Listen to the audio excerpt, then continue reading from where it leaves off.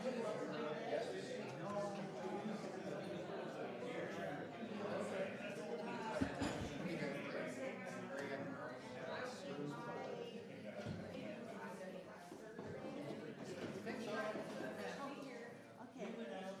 Well, I know you told me a couple words. I thought, did you put me away from everybody? So I had to talk to you. That would be me.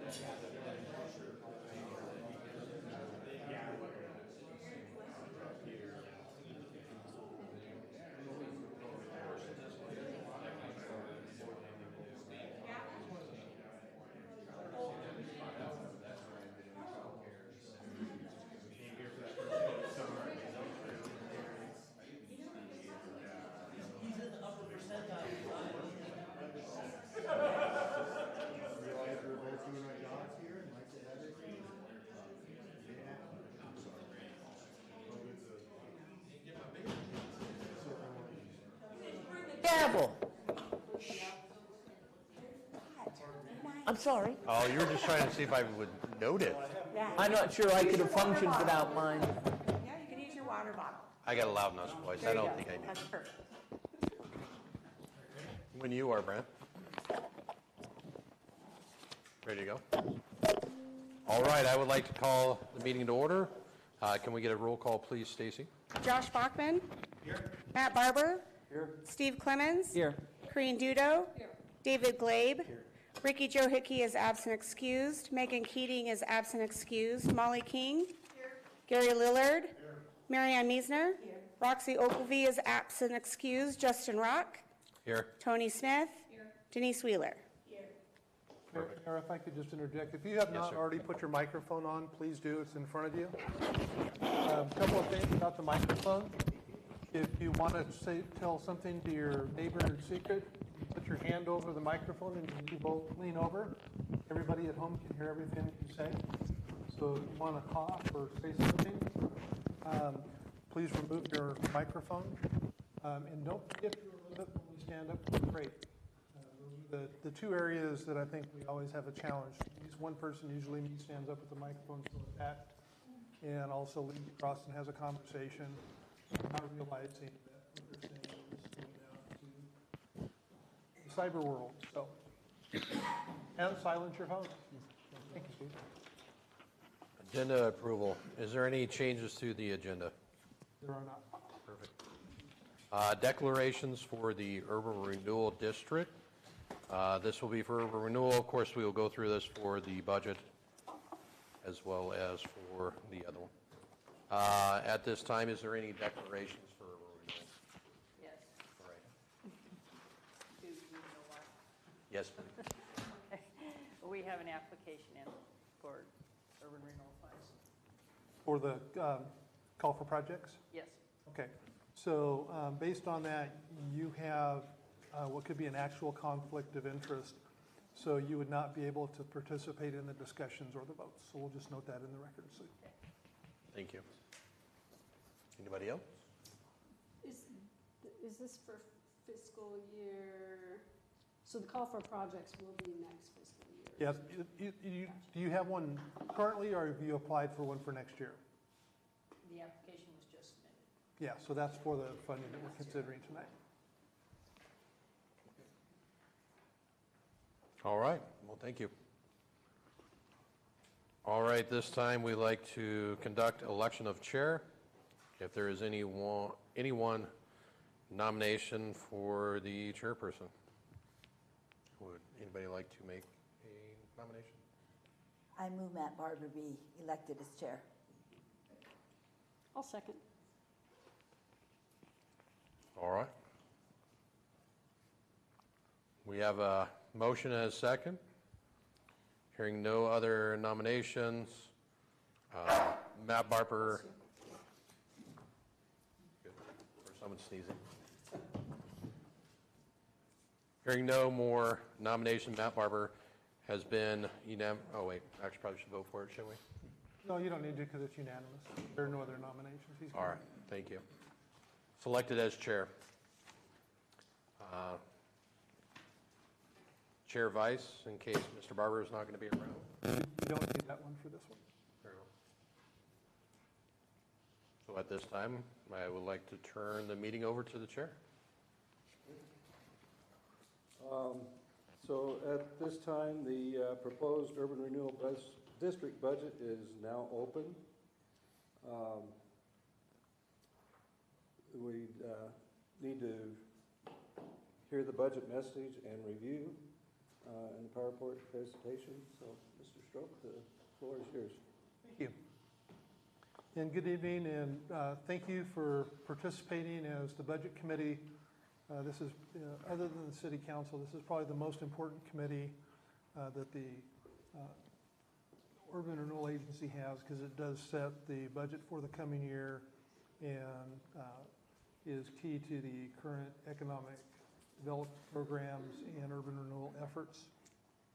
And just real quickly, for this evening, we're going to have the urban renewal budget hearing. There will be Public comments for urban renewal, no public comments on the city's budgets will be heard tonight. Those will be heard tomorrow night. And just really quickly on the agenda, you have already done the organization, election of the officers. I'm going to provide the budget message, then you'll entertain public comments. Any questions that you have of the staff regarding the urban renewal budget, and then deliberations, and then we'll take a short break, and then we'll just dive right into the City of Grande budgets. So in your packet, you have a copy of the budget message, and my intent with this presentation is not so much for the members of the budget committee, because you have these materials, but I know we have people in the audience or people that are watching that are interested in this information. So a lot of it is stuff you already know. And with both this presentation and the one upcoming, if you hold your questions till I get through, then we'll have an opportunity to answer those. So just some highlights. The intent of the City Council and the Urban Renewal Agency is to, with urban renewal funding, first fund the core programs for economic development in the urban renewal district, and then to have an underlevy, which is an annual decision that allows for funding that would otherwise go to the urban renewal district to instead go to the various taxing jurisdictions of which the city of LaGrande is a recipient. And essentially, what we're looking to do is to keep about $250,000 of ending fund balance in the district's budget, agency's budget. And the budget that you have in front of you has a combined ending fund balance of $148,000 and $150,000 of contingency. And we're also carrying forward quite a bit of funding, so we're well within that parameters.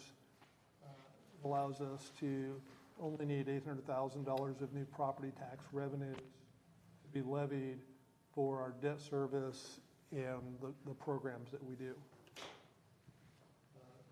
The key programs for the district are the call for projects. This is non-business part call for projects.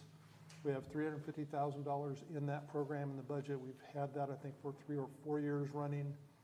For a long time, it was $250,000.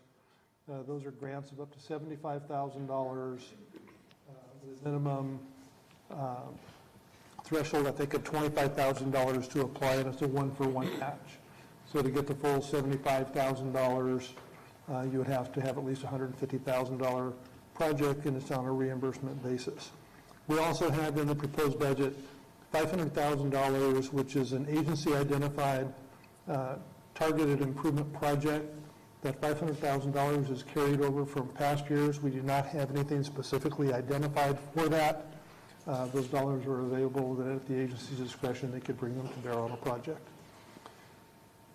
We have what we're calling a trade sector business park call for projects attraction incentive program, which is kind of a lot of words to say that there's $425,000 that can be brought to bear on a traded sector project,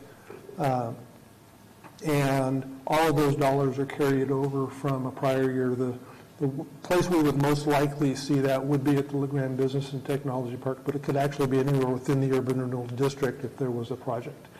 And it includes a graduated schedule for the grant amount based on the number of employees and the value of the project, if memory serves. We have not yet had any applications under that program for a number of years. We did have, when we first started, someone that was interested, but that was not, did not come to fruition. And Urban Renewal also funds a $75,000 grant, facade grant program that's administered by the Grand Main Street downtown. And one significant change in this budget over the prior years is a request to increase the contribution that the agency makes to the Grand Main Street downtown from $25,000 to $40,000. The funding level, I think, has been the same for them since 2012, essentially since the inception of the program. So the Urban Renewal Agency's budget is broken down into two funds. One is the general fund, and the general fund is not where the property tax revenues come into, but they're where we pay for the programs, so the non-debt service pieces. And in the major explanation of major increases or decreases in funding, the threshold here is essentially if it's 10% or $5,000, we want to touch on what that difference is. For us, I already mentioned in the opening kind of what the dollar amounts are for the planned projects.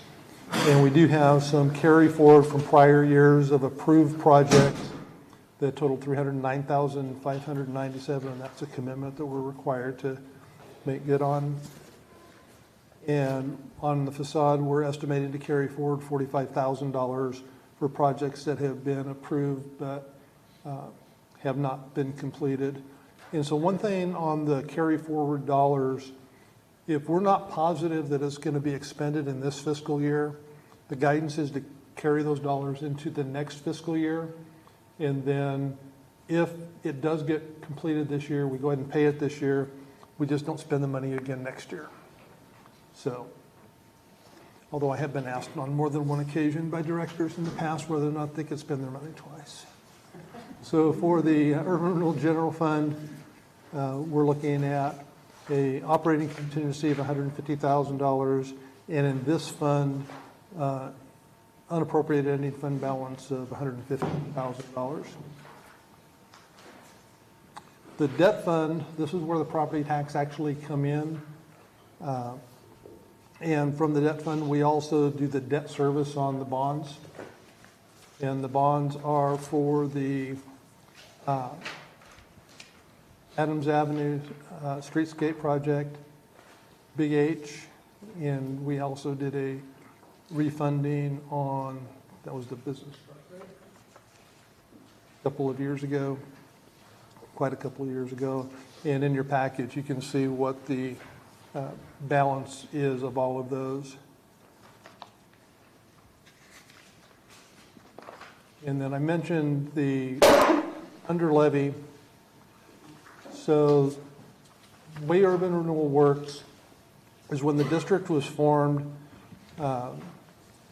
the assessed value for the district was identified, and that dollar value, 125 million and change. For that dollar value, all of the taxing jurisdictions continue to receive their normal tax levies based on that amount. As the value of the district increases, that increase in value is what the urban renewal tax levy is based on. And so you take all of the levies of all of the taxing jurisdictions that you see on the left, which total $17.93 per thousand, and that is levied on the value of the district above that 125 million. What the underlevy does is we tell the assessor's office, we don't want to levy the entire amount, so we want to levy, in this case, taxes against a 44 million and change value to bring in about $800,000 of revenue, which is what we need for the district to do what it needs to do. The remaining dollars in increased value are then levied as they normally would be to the other taxing jurisdictions. And what this shows is the city of Grande, as a result of this underlevy, would receive $603,282, and that's an estimated amount. We don't know exactly what that will end up being. And you can see what the other values are for the other taxing jurisdiction. The one caveat to this, for the school district, when they receive more property tax dollars, the state reduces the state's contribution, so it's essentially a wash for the school district.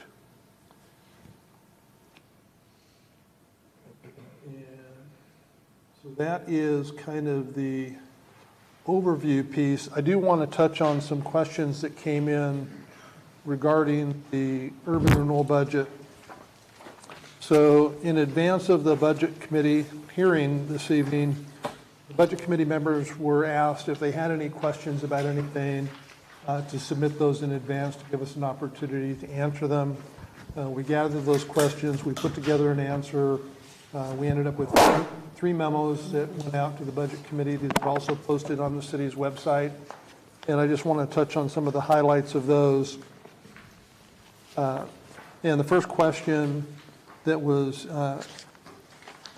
brought to us was, how will the requested $15,000 of additional funding for Grand Main Street be used? And you have a paper copy of this, but I'll just hit the highlights for those that don't have it in front of them. It's the first increase since 2012, and it will help with increased operating costs. And then performance metrics for this are spelled out in the memorandum of agreement between the city and between the agency, it is the city, and the Grand Main Street downtown. That MOA is actually going to expire at the end of June, so we will be redoing that to reflect the change in the budget, assuming that is approved tonight and ultimately adopted by the agency. Another question is, what efforts have been made in the downtown retail business strategy and what is planned? The Main Street Downtown program continues to operate a comprehensive four-point Main Street approach for downtown revitalization, which includes promotions to help drive retail sales, managing the facade program, I already mentioned that, and they're an important resource for spaces for new retail tenants and are often used by business tenants for signage and home storefront improvements. Main Street is actively involved in the Jefferson Avenue redevelopment effort to attract local product-making businesses that are ready to expand into brick-and-mortar space. The Economic Vitality Committee is developing a retail recruitment lead list based on demand identified in past downtown surveys and community outreach. The Grand Main Street Downtown recently completed an inventory of downtown properties to identify available vacancies and is reaching out to property owners to coordinate a downtown-wide open house. Another question is, I noticed that there isn't any funding budgeted for the Adams Avenue streetscape. What happens if the agency wants to move forward with this in 25, 26?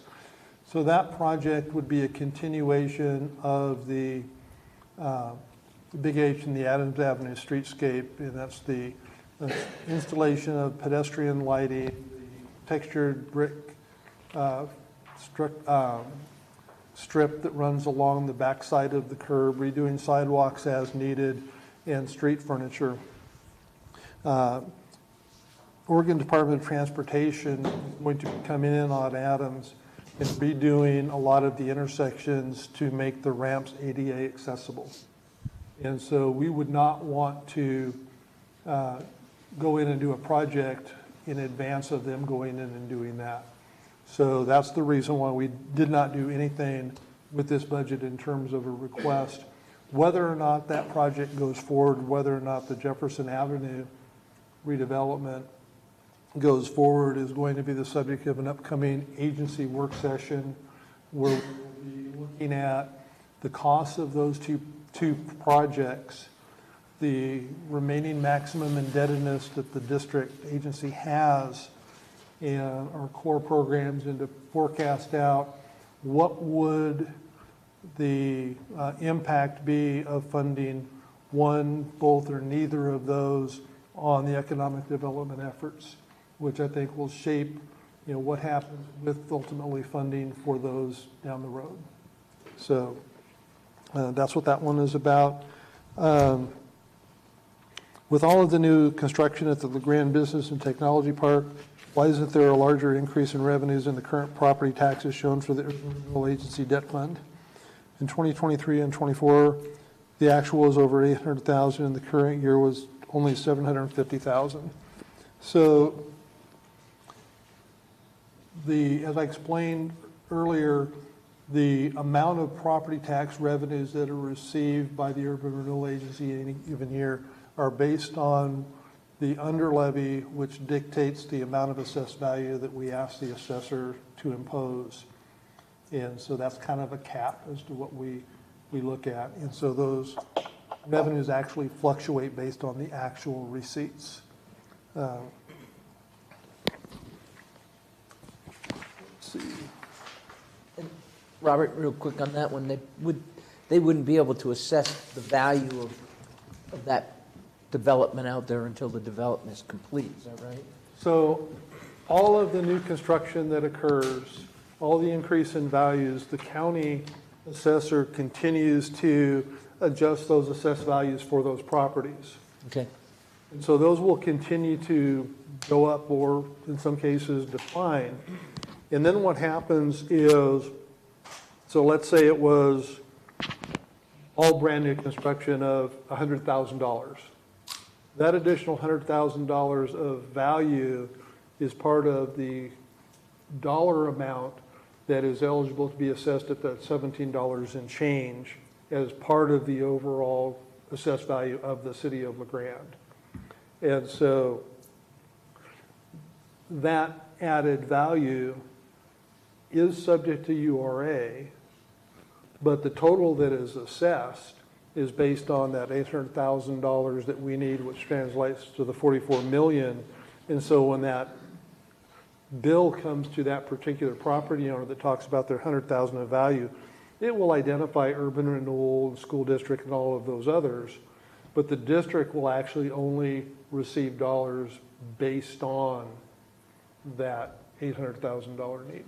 What will happen to the rest of it? The rest of that increased value is then assessed by the individual taxing jurisdictions. Okay. So when that's why you'll see higher revenues that the city general fund is getting because of that urban renewal, Right. because it's based on the remaining tax value.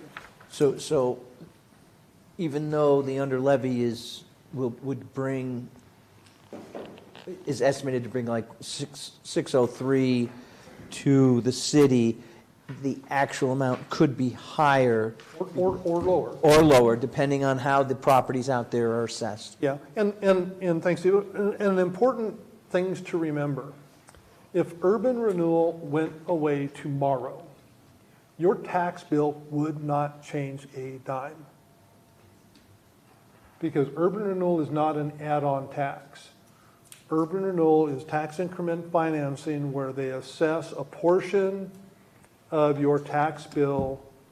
They take a portion of your tax bill, and rather than giving it to the school district and the city and the mosquito folks, it goes to urban renewal instead based on that increase in value over the frozen base. When urban renewal goes away, it's still that $17 and change of assessment. It's just who gets it is different. And I hate to drag this out, but I think urban renewal is one of those things that it always takes me a while to wrap my brain around. What you just said, Robert, only applies to properties within the district. Is that, or is No, it? the way that, Steve, there's a fairly complex Okay. suit that was filed about how they're done. There's a whole fact sheet from the assessor on how, because everybody sees urban renewal on Yeah. the thing, and then you're not in the district. Right. They have to give you another copy. I'm good. Okay. Moving along. Yes, we could, in fact, so there was a question about what the interest rates are on the bonds. The 2015 and 2012 bonds are 3.5, and this is on the narrative that shows you that. We could pay those off without penalty, and we would not incur those interests, but that creates a cash flow issue for the agency. The repayment of that debt to include the interest makes no difference on our maximum indebtedness amount. Because when that debt was incurred, the dollar amount that was borrowed, it was reduced from the maximum indebtedness. And so all of the payments, including interest, have nothing to do with maximum indebtedness. They are just things that you have to use urban renewal revenues to pay off. So yes, there would be a savings in the interest, but it would impact our cash flow in terms of the underlevy primarily. We took $500,000 for one of those and paid it off, we would have to have the cash on hand to do that, which would mean that we would have to levy more tax dollars. Robert, is that going to be discussed at our work session on? It can be, yeah. Because the debt service is part of that programming out. Okay. And then, so the other component of urban renewal is a little bit different, is the actual activities of urban renewal, such as the facade program, the economic development professional. We actually expense a lot of those out of the city's general fund in the economic development department. And so what happens is there's a transfer from the urban renewal agency to the city's general fund to expense those. So one of the lines in that budget is $59,000 for advertising, but the estimated cost is only $15,000. What for the, and this is in the current year's budget, what advertising effort wasn't done in the current budget, but is anticipated to happen in the 25-26 budget? So this advertising item includes a variety of activities, including trade shows and other recruitment events, some of which didn't happen this year. We're looking at additional recruitment events this year, including Built Oregon, Cultivate Bend, and a couple of other manufacturing-specific events and trade shows through Business Oregon and OMEP.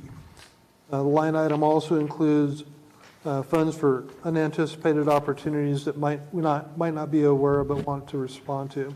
It's also important to note that of that $59,000, $35,000 of that is actually general fund dollars to allow Timothy to do work outside of the urban renewal district.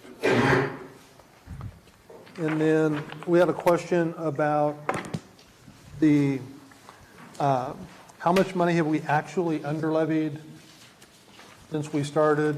I sent out this afternoon a spreadsheet that, and we don't know exactly how much the underlevy amount was in terms of the tax dollars, because the county doesn't break it out that way.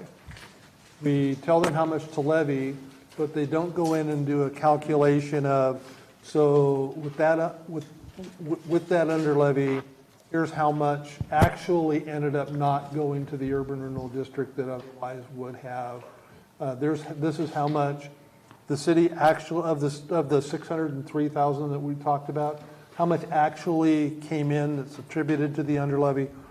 I don't think they do that level of calculation. We certainly don't, and the assessor's out this week. But we did provide what the levied amounts were, the estimated amounts coming into the city's general fund, and then for the actual revenues, what we had budgeted to the agency, and then what they actually got. So you have a spreadsheet in your packet that talks to that. And so those were the questions that we answered related to urban renewal. What I'd like to do now is go ahead and shift the book itself, so we can go and start with the Urban Renewal Agency General Fund. This is your opportunity to ask any questions that you have of Timothy and myself about the Urban Renewal Agency's General Fund budget. Robert? Yes, sir. Looking at the page with the graph that you just referred us to, what the general fund dollars taken from the underlevy, if I count up right, that's approximately $3.5 million over the last 9 years or so. What are the implications of that long term for urban renewal in particular? Sure. So the City of Grande Urban Renewal Agency does not have a sunset. There's no set sunset. I know a lot of people that were involved in urban renewal at the beginning. There's a lot of discussion about a sunset date.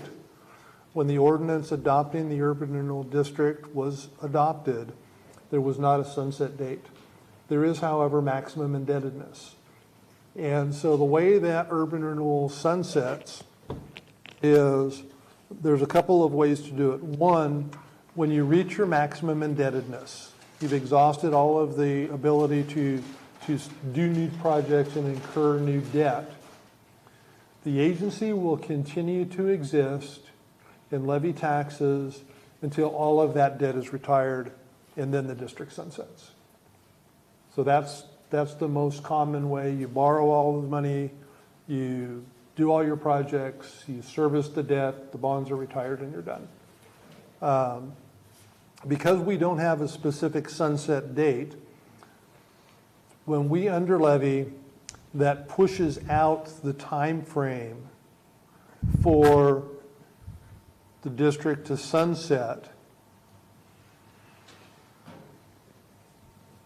I would say indefinitely, but it's not really, because It's a good long while, though. it could be a good long while, and that's the work session that we're going to have to see. And you know, we've got a couple of fairly significant projects that we're talking about that will eat up quite a bit of that maximum indebtedness. And what exactly was the amount of indebtedness again? That we still have, I mean, open to this? 7.4 million. 7.4 million. Okay, that's what I thought. So in terms of what is the impact to the district of doing the underlevy, I would say functionally none, because the agency's perspective is we're going to continue to fund our core economic development projects, levy taxes to do that.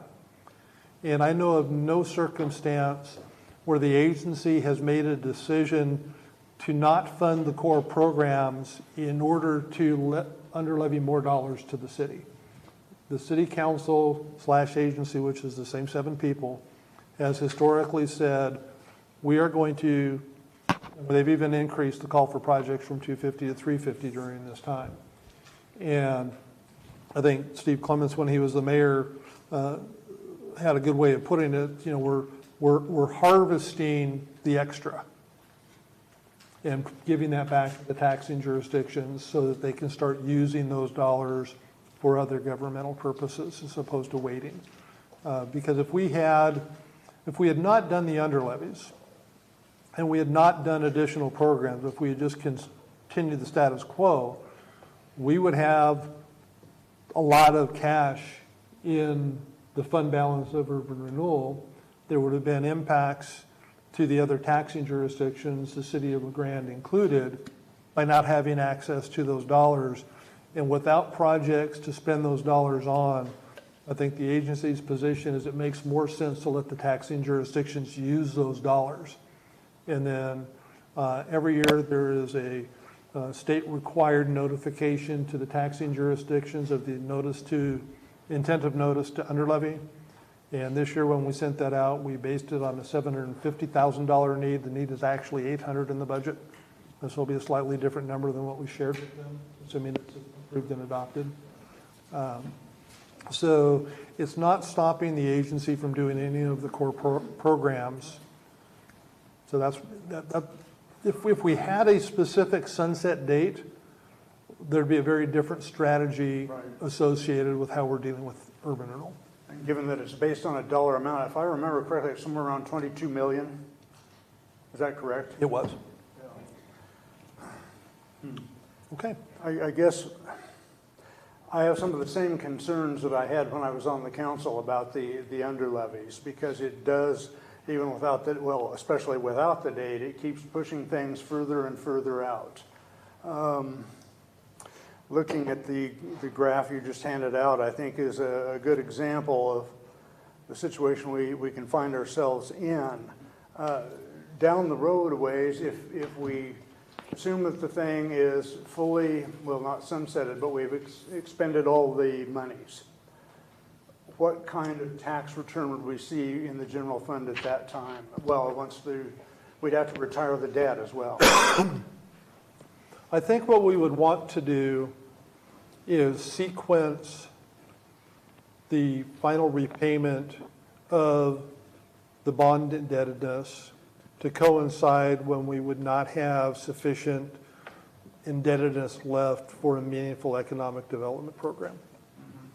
That's the way that I would, set it up. If we've got, I'm just going to make up numbers, which I don't do in the budget. But if we had the ability to do our current core economic development programs for 8 more years without doing the Adams Avenue or the Jefferson, but let's say it was 8 more years, we would want to also time the payoff of the debt to coincide with that, so that we would have a clean break where those are retired.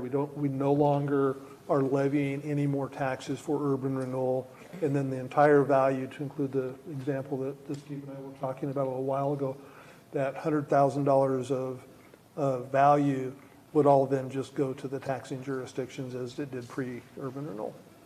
So this pending work session you're going to have, are you going to be discussing possible future projects or anything of that nature? I think that the 2 key projects that we're going to talk about are Adams Avenue and Jefferson. And then the core economic development program. That's what we talked about at the retreat. So that's the intent of that work session. During that conversation, there may be, well, what if we want to do another project instead? That certainly would be up to the agency to discuss at that work session. So I guess ultimately, the concern I have had all along is, why aren't we developing more projects instead and avoid that large cash balance sitting in urban renewal? Because it's not like we have to wait on somebody coming in and asking us for the money. Adams Avenue Streetscape, the Big H, was an example of that. That came from Planning Commission and the city years ago. We could be doing the same things with perhaps a little more magic. I don't know about that, but we could be doing more things to expend money and getting us down the road to where we're going to achieve maximum benefit from that urban renewal district.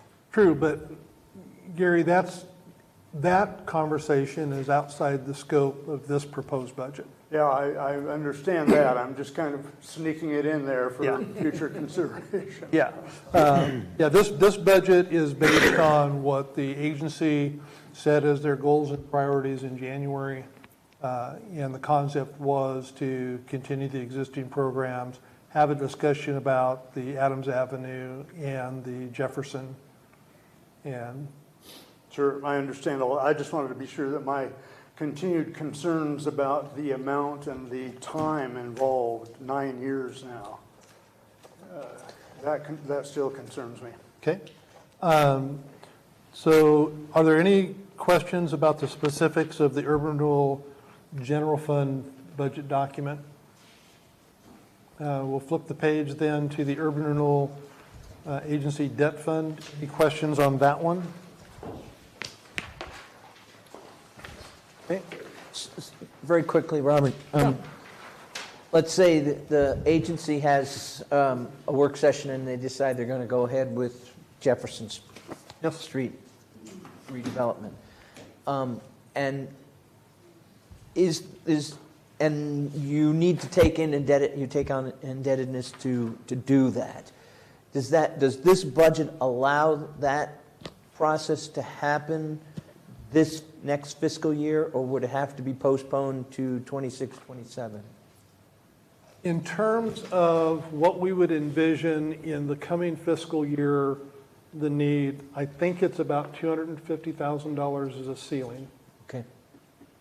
And we would use the $500,000 agency-initiated budget line to fund that.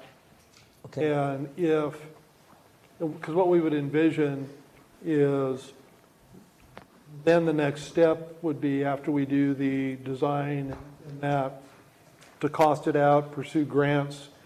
And as part of that process, we would be looking at a 26-27 fiscal year for funding major construction in that project. So that's when that would occur. Okay. What I want to make sure is that this budget allows the agency to move forward with a project if you choose to, if it chooses to, and you're saying that it does? Yeah, and, Okay. and not only that, the budget as crafted, as proposed, has $925,000 of capital money that is not dedicated to call for projects or the facade program that the agency could bring to bear on any capital improvement. Right, good. I just want to make sure they have the flexibility.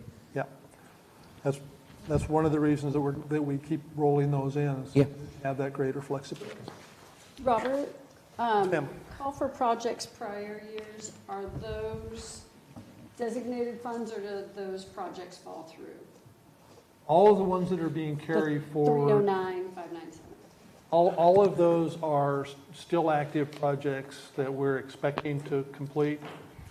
And if, let's say, one of them does not move forward, those dollars just roll into fund balance. We do not plus up the call for projects. They just are not expended. We've had that happen a couple of times. Yeah. Robert, how many of these were from prior years before the 24, 20, or the 25, 26 year? So, Councilor Meisner, when we look at the carryover on those, the Conklin project, appliances and more, all phase construction, and K-Vols Winery are all current projects. NK West and Front Office Solutions are the only two that are previous years. And yeah, I think that is it for those. Everything is current except for those two. Thank you.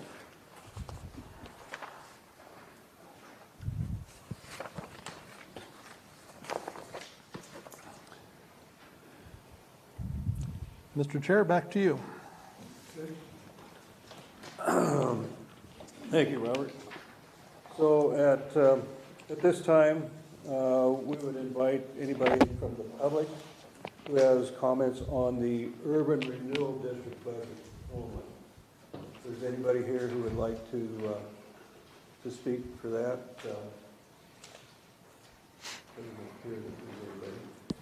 Looks like they're all staff or press. okay. Budget committee discussion.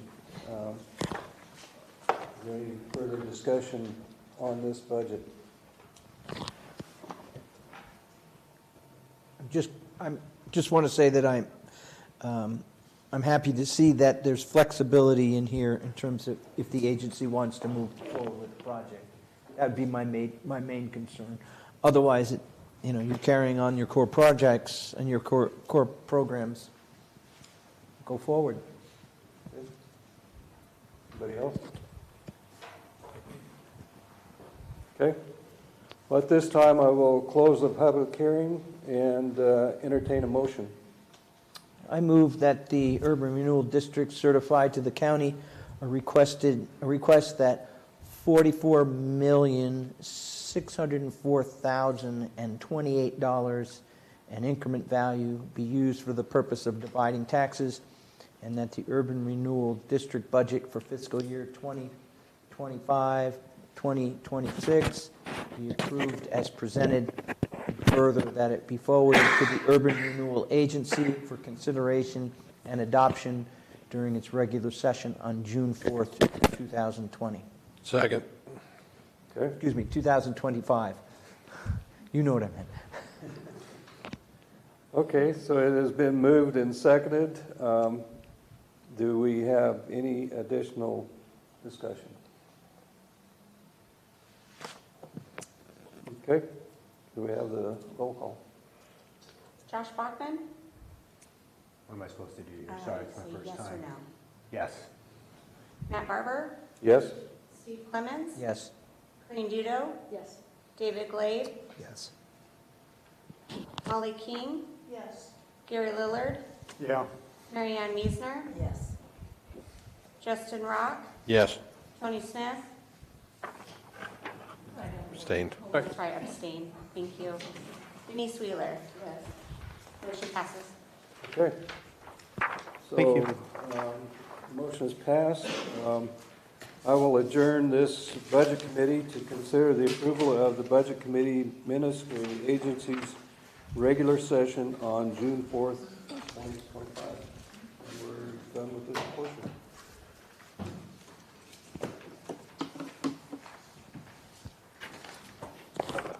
We're going to go to break or go right into it? You can go. What? Go. Go right into it. Ready? Perfect, there we go. All right, so I'd like to call to order for the City of LeGrande budget. Roll call, please. Mark Bachman, Here? Matt Barber. Here. Here. Wayne Dudo. Here. David Glabe. Here. Ricky Joe Hickey is absent excused. Megan Keating is absent excused. Molly King. Here. Gary Lillard. Here. Mary Ann Meisner. Here. Roxy Oglesby is absent excused. Justin Rock. Here. Tony Smith. Denise Wheeler. Here. Perfect, thank you. Declarations, I will start this one off.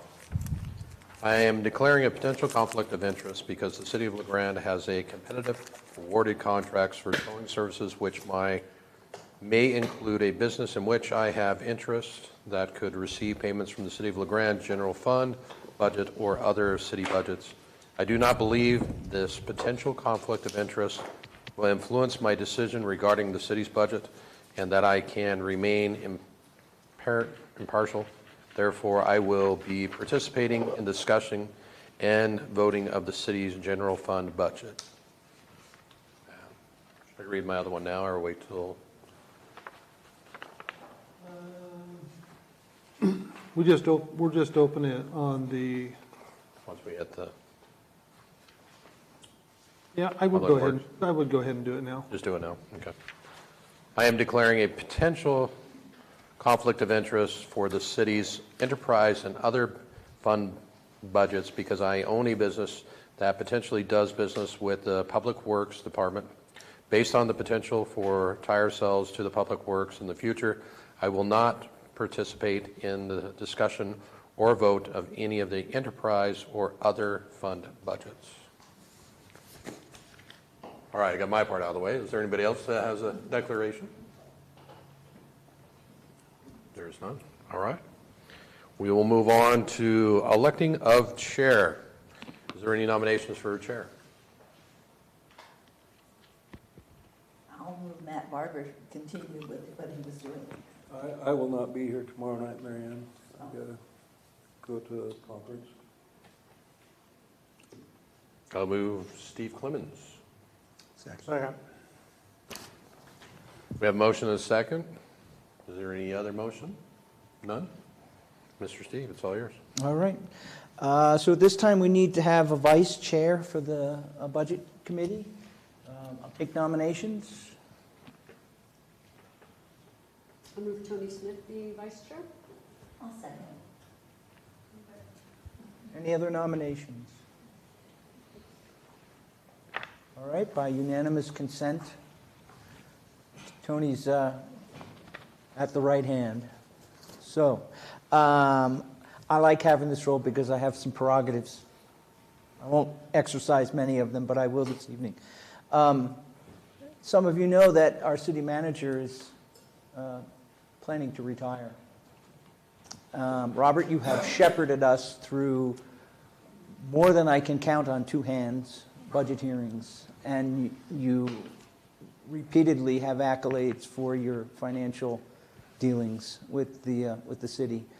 I want to thank you for the time that I served with you on council, but all the times that I've now served with you on the budget committee.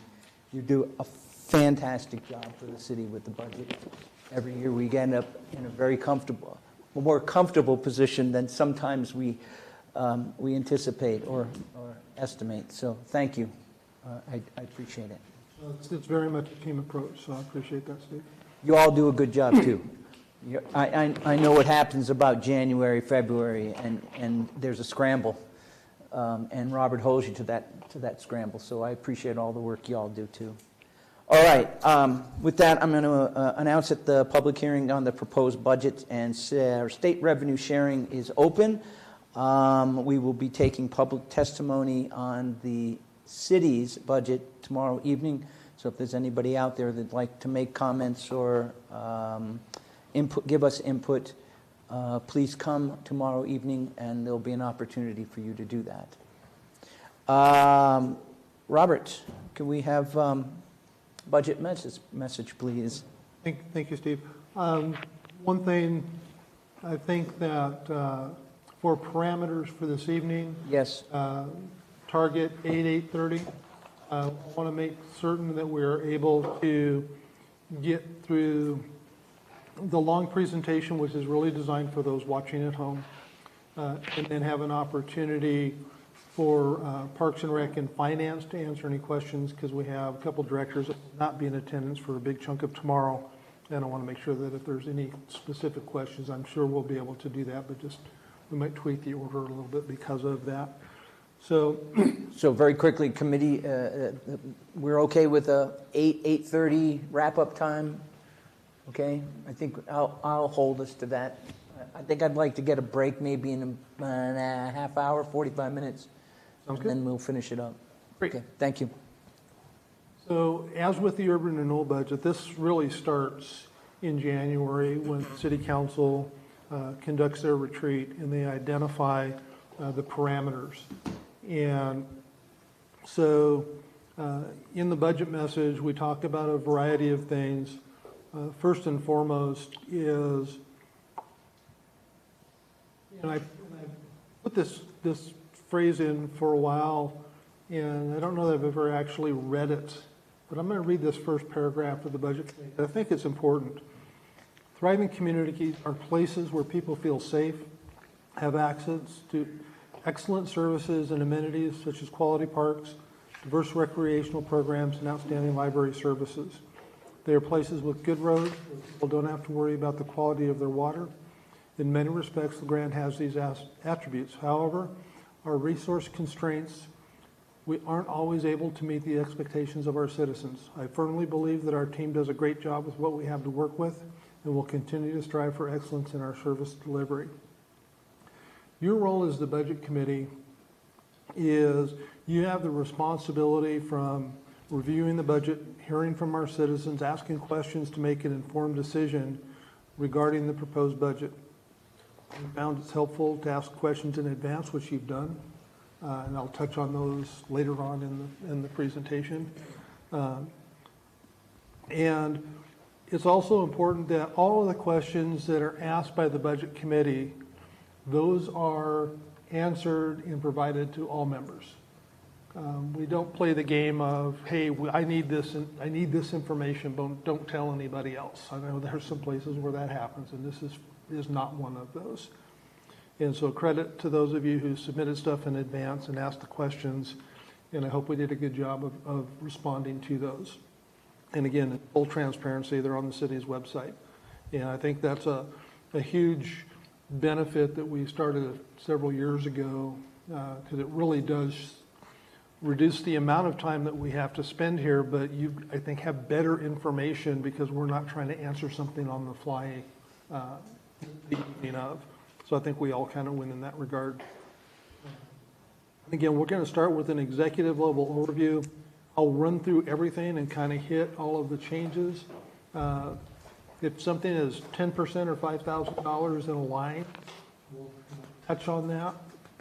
And we probably need to bump that number up for next year. But, you know, a 10% increase in a $300,000 line, that's important. A 10% increase in a $25 line, not so much. We don't have too many of those. Once the budget is approved by this body, the city council then needs to adopt a budget. They can reduce the approved budget without limit. They cannot increase any expenditures beyond 10% without some extra steps. So there is a statutory threshold that requires additional things if they want to increase expenditures.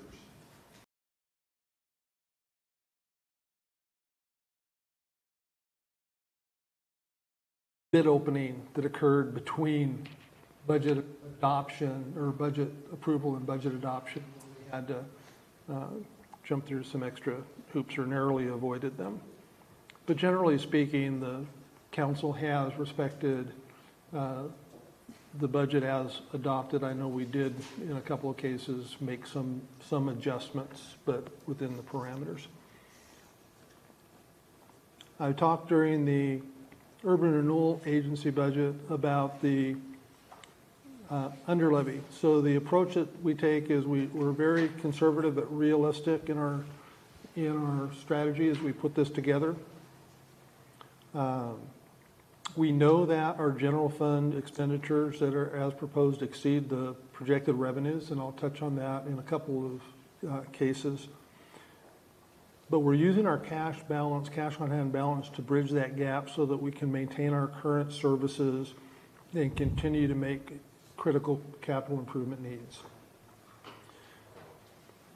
The revenues reflect $603,000. That is from the urban renewal under levy. And again, some of this stuff will be redundant, but it needs to be on the record for both hearings. The intent is for the Urban Renewal Agency's core economic development programs to be fully funded, and then the under levy is on the remaining balance, so that the Urban Renewal Agency is not actually impacted by the under levy. The proposed budget includes 142.68 full-time equivalent employees, and that's based on a 2,080-hour week, 121 of which are full-time employees. We are looking at one additional full-time staffing position. It's an urban forest outreach coordinator, which is a grant-funded position within urban forestry, and I'll touch on that a little bit more when we get to that department. And again, this budget was developed based on the guidance from the council and the best information that we had at the time. So we take the current year's budget, we take a look at it, and we say, how much do we think we're going to spend for every line? We plug that in. We do the math, and that tells us how much money we think we're going to start next year with.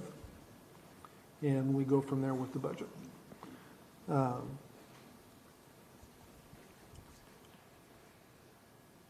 One of the things that council put in place a number of years ago, which I think is an excellent program, is when we look at the budget,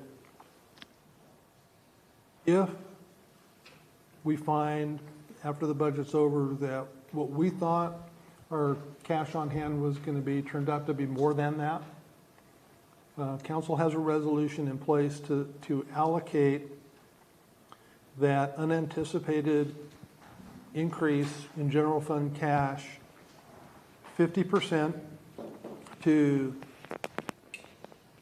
future capital projects, and that's done in the form of a transfer from the general fund to the general reserve. 25%, and this was a change I think 2, if not 3 years ago, now goes to streets for street improvements, and then the other 25% of that is used for current capital needs.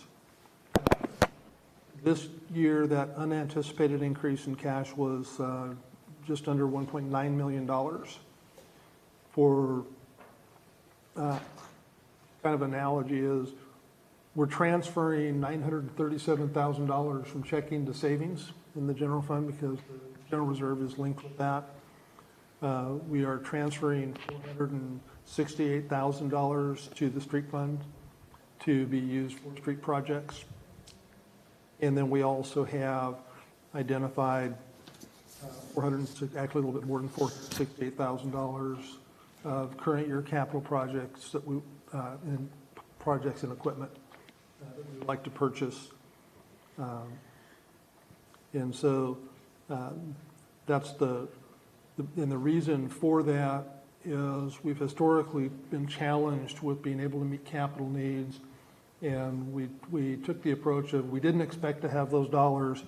Let's go ahead and put them into the reserve so that we do have it. It's been a really, really important, successful program for us. We're sitting in a building that has a new roof on top of it because we had done that and had the ability to just write the check.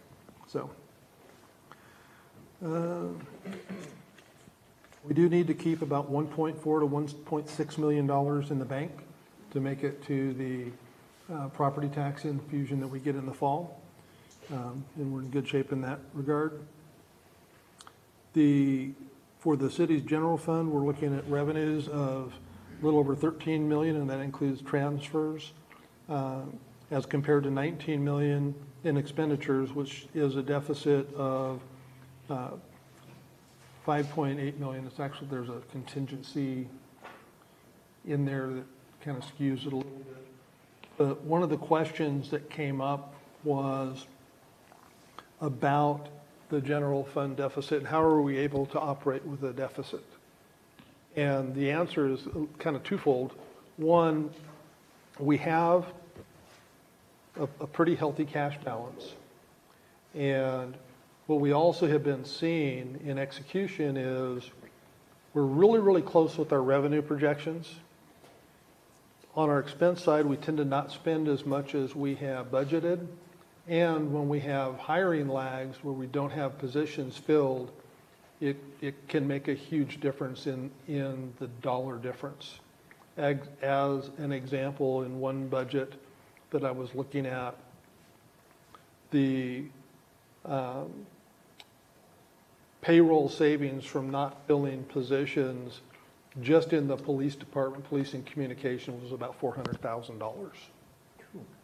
And so when we look at, a significant deficit, we had one where we thought we were going to, that we showed a net deficit of about $3 million, and we ended up putting about $900,000 in the bank. So it's a big number, and it's kind of like, wow, what's going on here? But to break that down a little bit more detail, I did some math this afternoon, and of that 5.8 million, 2.3 million of that is ARPA dollars. That's a one-time expenditure that's in the budget. 450,000 of that is opioid settlement funds that we have, that we're showing as expending all of them. I don't think that we will, but they're budgeted as expense. So that's 450,000 of that 5.8 million. I already mentioned the transfer to streets of 468,000. That's part of that deficit. 937,000 to the general reserve, essentially checking to savings, is for currently unidentified future capital projects.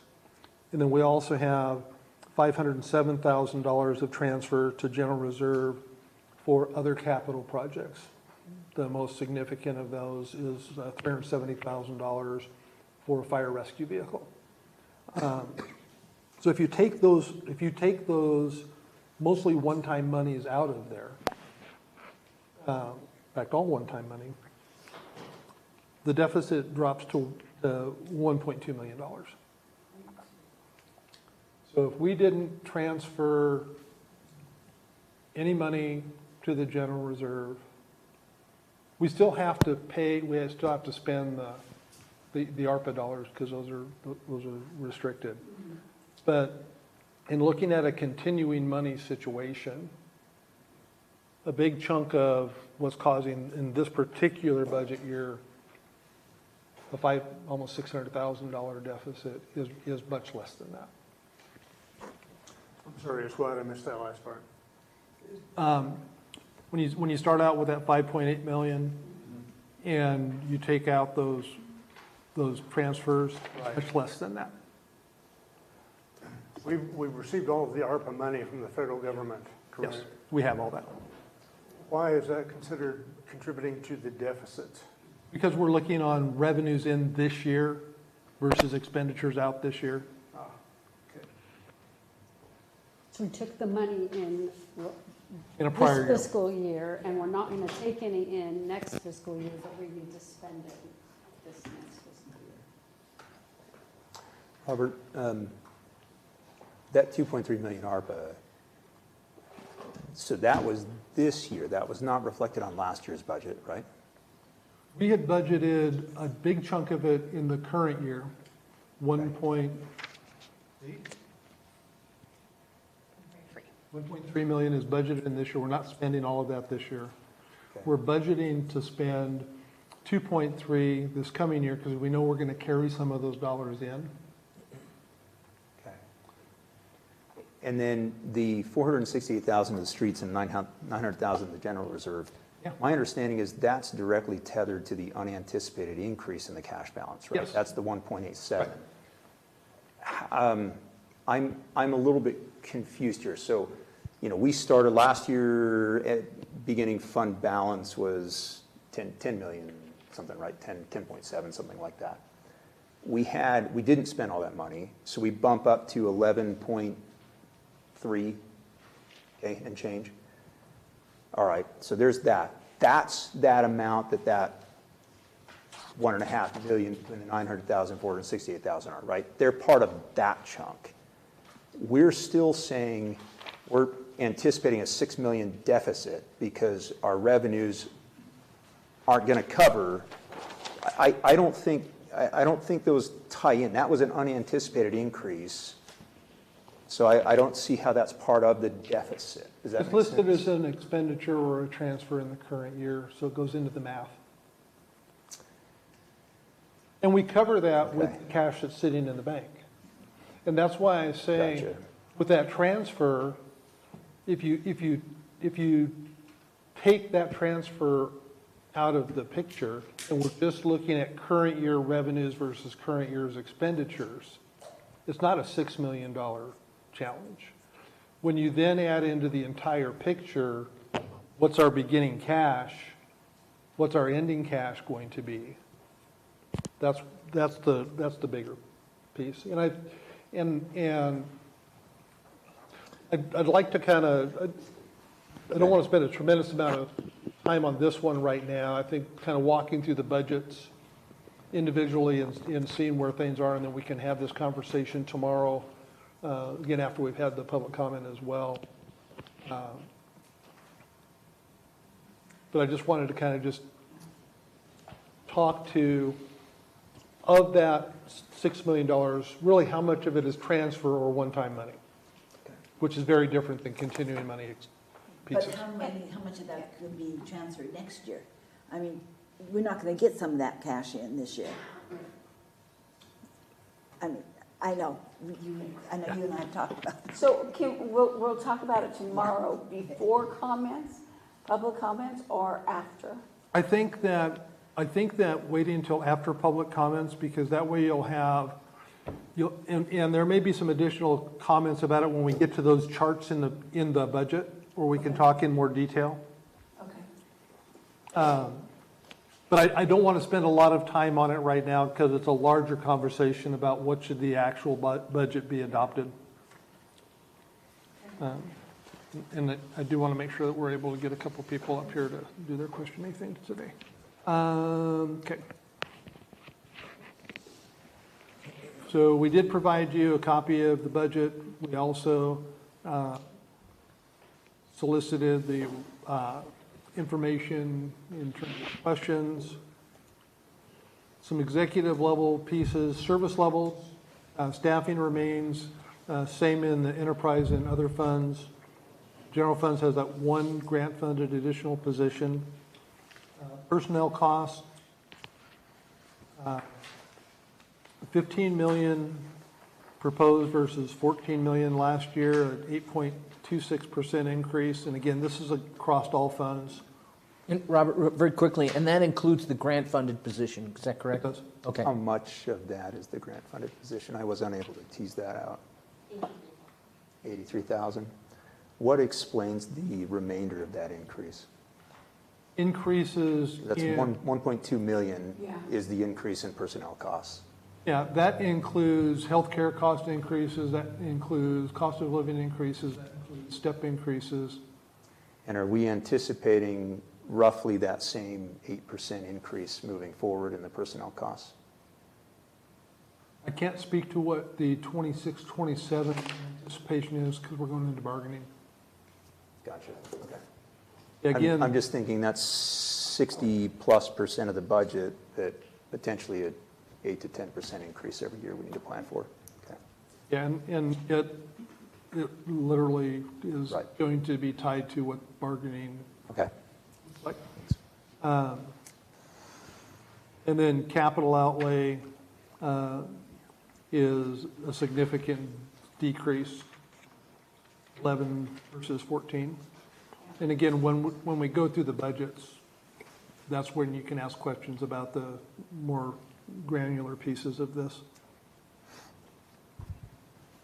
And to single out the general fund, the capital in the general fund is 1.6 million.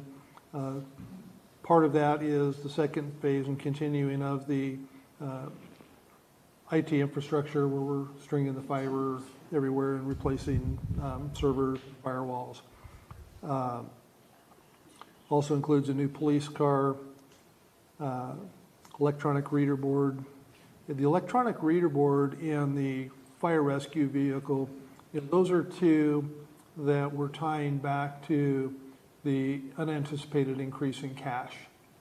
And so there's a little bit left over of that we've got other capital things that we're working on. So here's just some graphs to just kind of give you some comparatives, the same things that we just talked about. The first is our resources. Again, this is the all funds. And so our resources across all funds are actually increasing about 7%. And we have these charts and a couple of extras with much more detail in the backup. And then the requirements.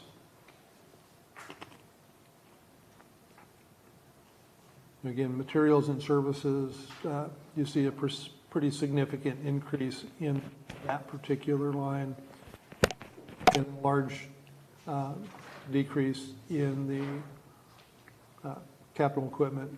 And keep in mind that a chunk of that materials and services increase is there's $1 million more budgeted for the ARPA dollars, and there's $250,000 more just in the opioid number. So, and then here's the general fund chart. Most of these are on the revenue side, pretty flat. Then we did have that large increase in the unanticipated revenues. And then requirements. And again, the part of that requirements also is those transfers to the general reserve are included in that materials and services line. Now I'm going to run through these next charts fairly quickly, and I would ask that you hold your questions until we get through them, and then we'll bring the directors up one at a time to kind of walk through those. So the city's general fund, this is the revenue side, getting cash. Current budget was 9.2 million.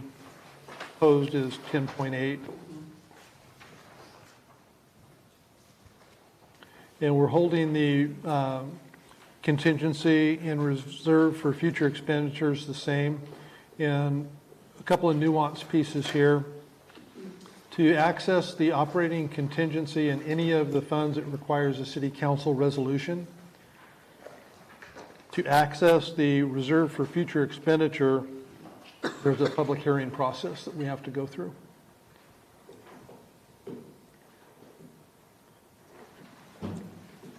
Council manager budget.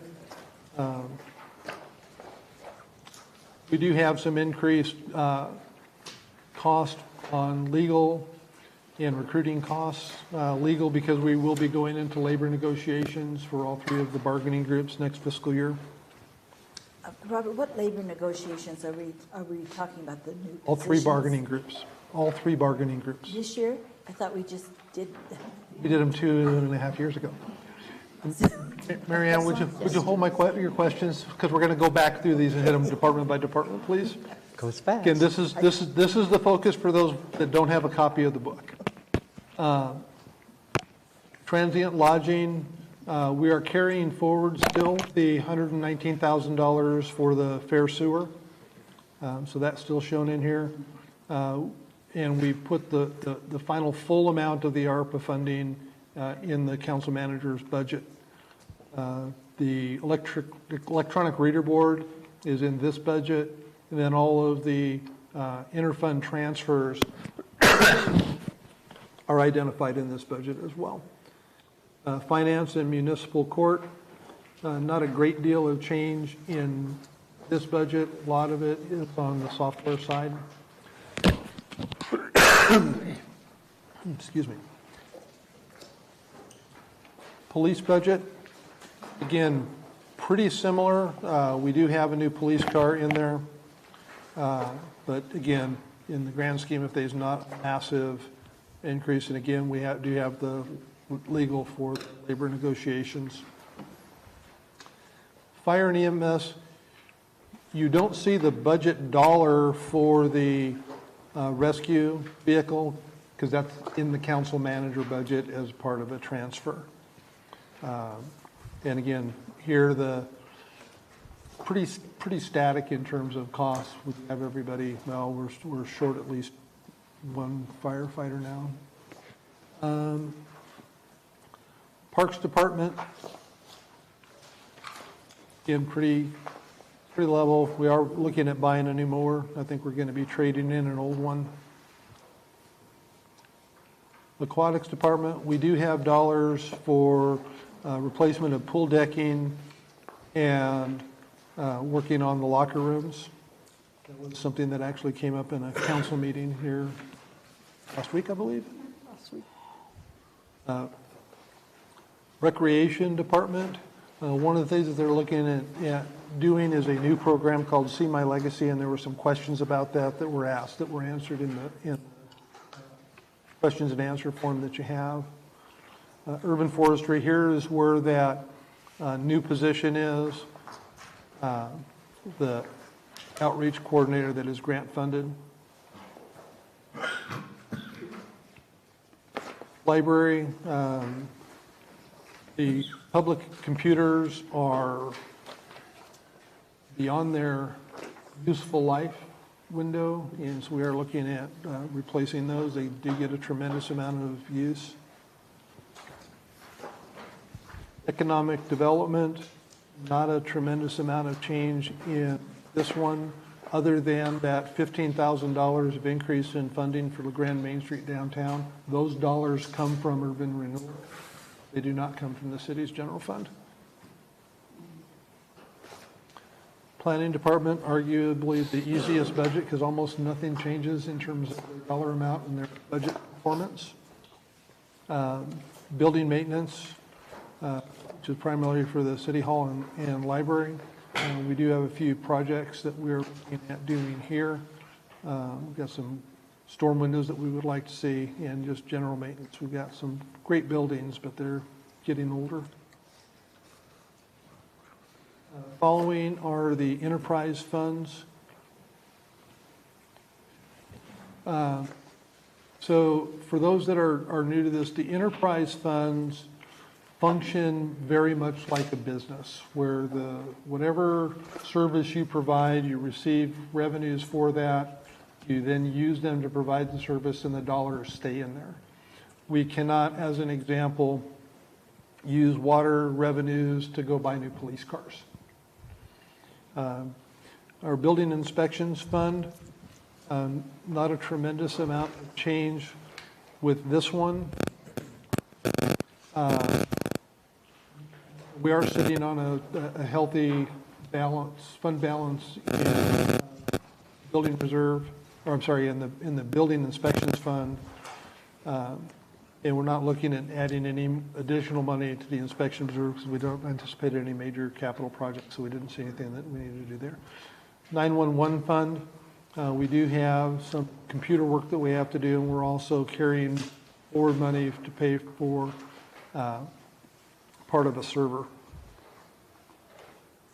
Public Works Services, this is just all of the labor at Public Works is in this one fund. and then it's supported from each of the other enterprise funds, such as water, sewer, what have you.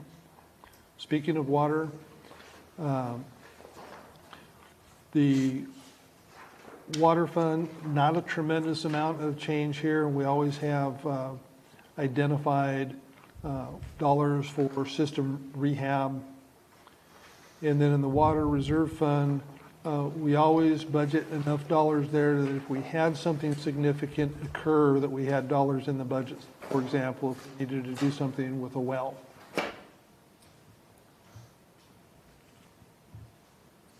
Motor pool, all of the vehicles, equipment in Public Works, they charge those out and maintain them underneath the motor pool department. Street and road fund. This one, the dollars come from gas tax revenues primarily. Again, not a lot of changes there. Street reserve is where we do a lot of projects. This is where the unanticipated increase in general fund cash goes to, and then we expend it out of this fund. And we've identified the projects that we're looking at doing. And the city does a monthly report, and at the bottom of the monthly report, it actually talks about the ARPA street projects. And we also, in that report, identify what we're doing with street projects. So in case you're ever curious of what's going on, you can refer to that report. It's posted on the city's website. The street user fee, this is what people will see on their water bill. It is identified, the projects for this are identified here.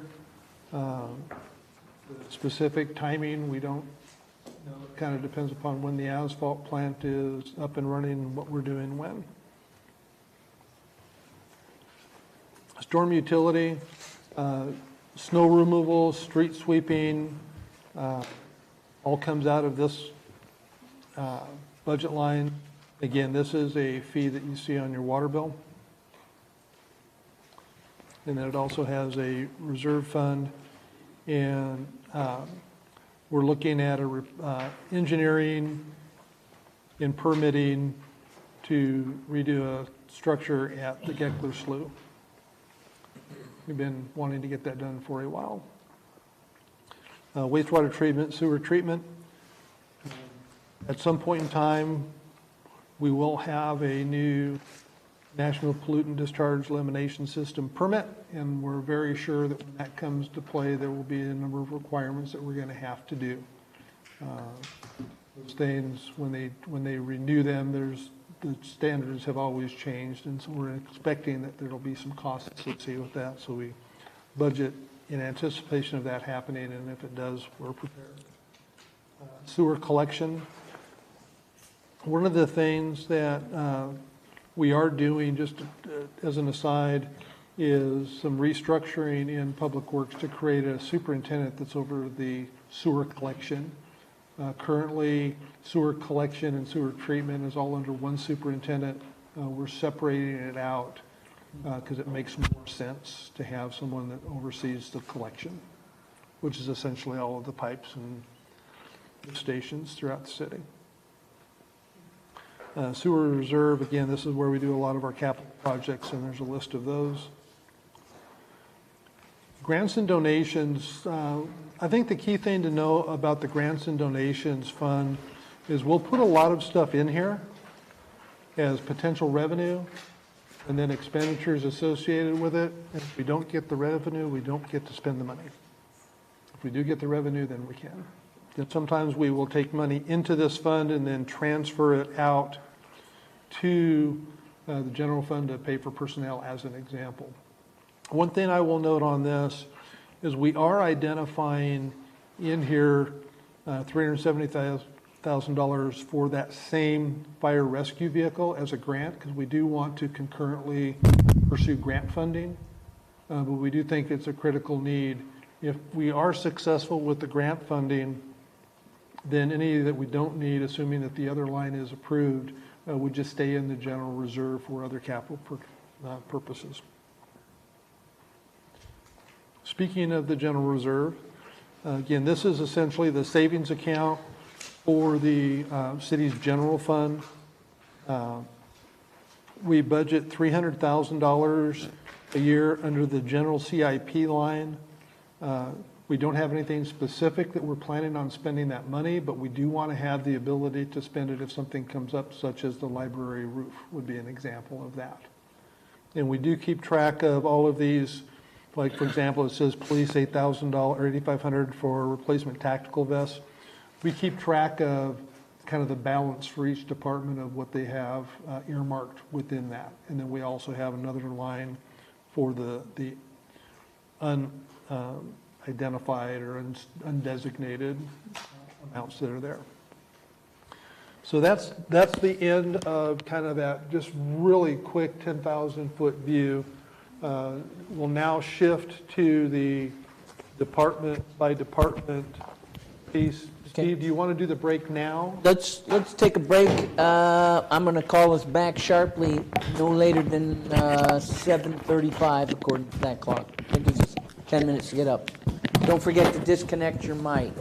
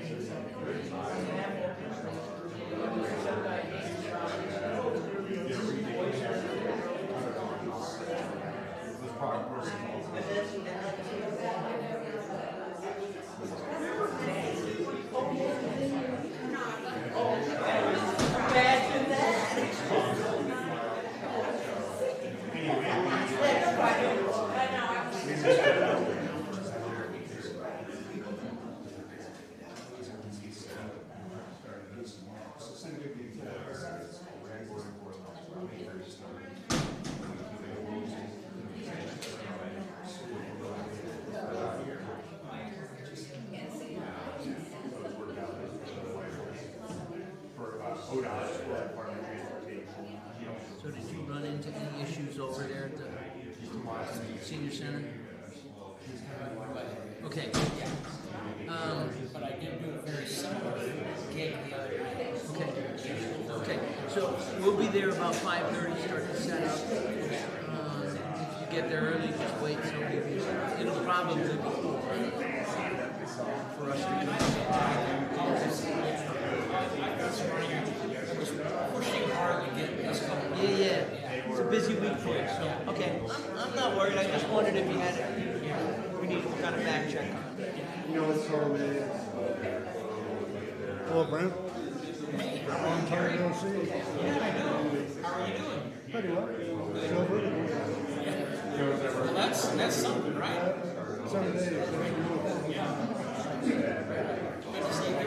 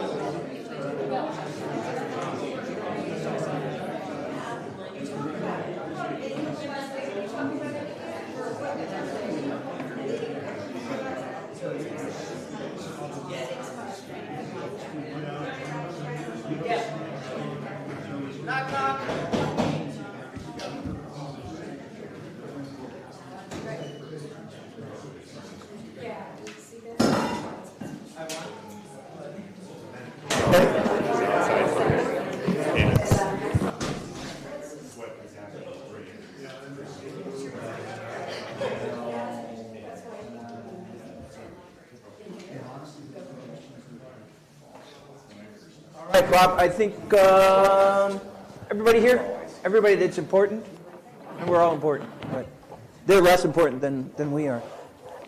But anyway, Robert, I like to stick my foot in my mouth and choke on it a little bit. All right, I'm going to let you run this show because some people, Mr. Spence needs to be up front and center, and go ahead. Well, he's just kind of hanging out for a minute. So what we'll do now is we'll turn to our books, and if you go to the General Revenue Fund tab,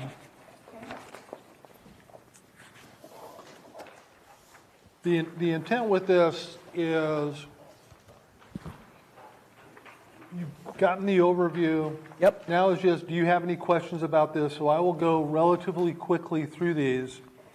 Does anybody have any questions about the General Fund Contingency Reserve for Future Expenditures tab? You said we were going to talk a little bit more about that tomorrow, so Yeah. I'm So- good with that. Are we just in general fund revenue? Yeah, you're just in the General Fund Contingency Revenue tab. And then the next chart I want you to look at in more detail is the one that says General Fund, and it actually shows the beginning cash, property taxes, franchise fees, all of that. And then it lists all of our revenue sources. And Any so, questions on that one?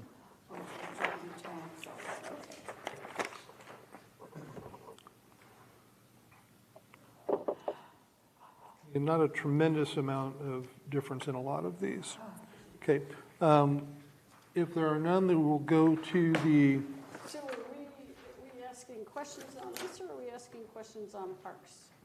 right now, it's on the general revenue fund. We're following, Stu's just he's just sitting there waiting. We're following the agenda, which has the general fund revenue first. Now we're going to do finance and municipal court. Okay, finance. So if you'll go to the finance and municipal court tab, and are there any questions for Heather on finance I department? think I asked this question in general, but I didn't see any kind of correction. Under the notes, it says office equipment and furnishing decreased as desks were purchased fiscal year 24-25, and yet in the line item, it shows an increase. I can't remember. So at the very, very, very last minute, as we were doing this, it was determined that our vendor who's going to be doing our desks is not going to have them done because we're having them custom made to fit in our office. Okay. So I didn't change the narrative, but I did change the numbers to carry it forward till next year. Okay. So the Well, it's a money fiscal year. that was budgeted this year did not get spent. It will not be spent. Well, hopefully, I mean, if it is, then we can, but they're telling us at this point in time, it'll be next fiscal year. Okay. So I carried the monies forward. So that line will adjust down accordingly. Yes. Thank you. The line, so there were a couple of times where we had changed something in the numbers, but didn't also change the narrative. So we said decrease instead of increase. So the numbers are right, the narrative is wrong, and we didn't see any reason to revise That's the narrative. what's important. The number should be right. Get the narrative. We get it anyway. So, any questions on finance department? Training, travel, and meeting expense has gone up almost double. The cost to travel and training. Are you most of our- going to more meetings? Or Well, we have budgeted to do our software conference. We haven't done it in the past, but we do plan to this year, especially if we are approved for the upgrade. There is some training that comes along with our upgrade, but I think it would be helpful to send a couple of our employees to the actual conference itself. Employees go to the conference, they teach them how to use the software properly. Yeah, that could be beneficial. Yeah. Our conference is like for tips and tricks, and we know how to use our software, but some of the tips and tricks that we don't, we pick up and networking with other cities and counties who use our software, who use the same software also. I've been using my software for, 7 years, and I still don't know. Yeah, we've been using ours since I've been with the city. I think it was before, and there's still some things. Springbrook still? Springbrook software. Is it online or is it on server here? Well, in the budget, we are actually hoping to upgrade, which will be online, on the cloud. Right. So everybody will have access to it. Right now, it's on a server, and so outside departments such as the fire department and police department have a hard time accessing it. Yeah. They do payroll through Springbrook, so they have to log in through a VPN. So if it's software as a service, you can access it from anywhere. Are there security concerns if it's on the cloud? No, through Springbrook, they've gone through all that. So the maintenance agreements increase so much because there's more computers being used? No, so with the upgrade comes additional cost to maintain it each year, our annual maintenance fee. It does up 5% every year anyways, for the contract. So is the bulk of the change a one-time thing, or is it ongoing? The change to the actual upgrade is in the equipment improvements line. Okay. All right, okay. But And then the computer system maintenance and repair, that's going to be an annual fee? I think that's the maintenance agreements. The computer system maintenance and repair line, that's actually for our IT services. So that's the IT service, that's and then we right. can- I asked all these things before, you'd think I'd remember. That's okay. And then But the maintenance agreement is that's our annual maintenance for our software. Okay. and that's how much it's going to be every year, 61,000? 5% increase every year? Yep. Over 61? Okay. Ouch. This also includes our court software, not just our finance software. Other questions? That was all I had. I'm really tempted to say on to eye candy, but I'm not. Oh, wait a second, I did already. Parks, aquatics, recreation, and urban forestry.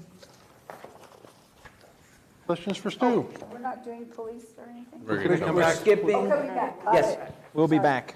Okay.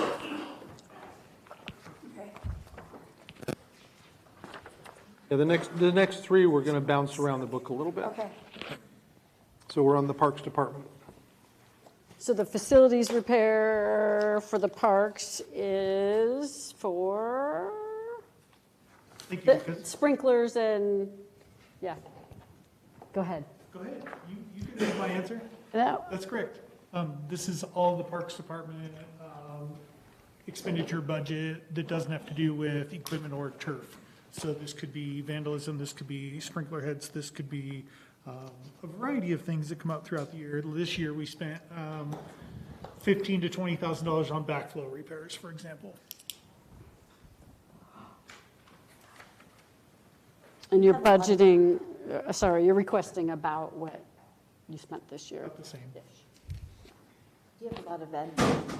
A lot of vandalism? It just depends. Yeah. I mean, I would say no, based on the last job I had, like, was over 10 years ago, but we don't have a vandalism problem, but, you know, if somebody breaks a urinal, that's $3,000. Right. And it can happen any day. Yeah. What's the Morgan Lake final design of diversion structure? Thank you for asking. The city and Anderson and Perry has been working together on a diversion structure which would divert water instead of Deal Creek and Deal Canyon down to Sheep Creek if the dam breached. There's been no information or concern about the dam breaching, but it is classified as a high hazard dam. And Oregon Water Resources Department has requested we move forward with the diversion structure. So if the main dam did breach, it would essentially divert the water away from town. So the final design, they received lots of, primarily FEMA money to do most of this project. This is what's left to do that final design, to get it from sort of 90% to 100% designed, so then we can go in the future and build it. Is there an estimated cost of building it? Not yet. Any other questions on parks?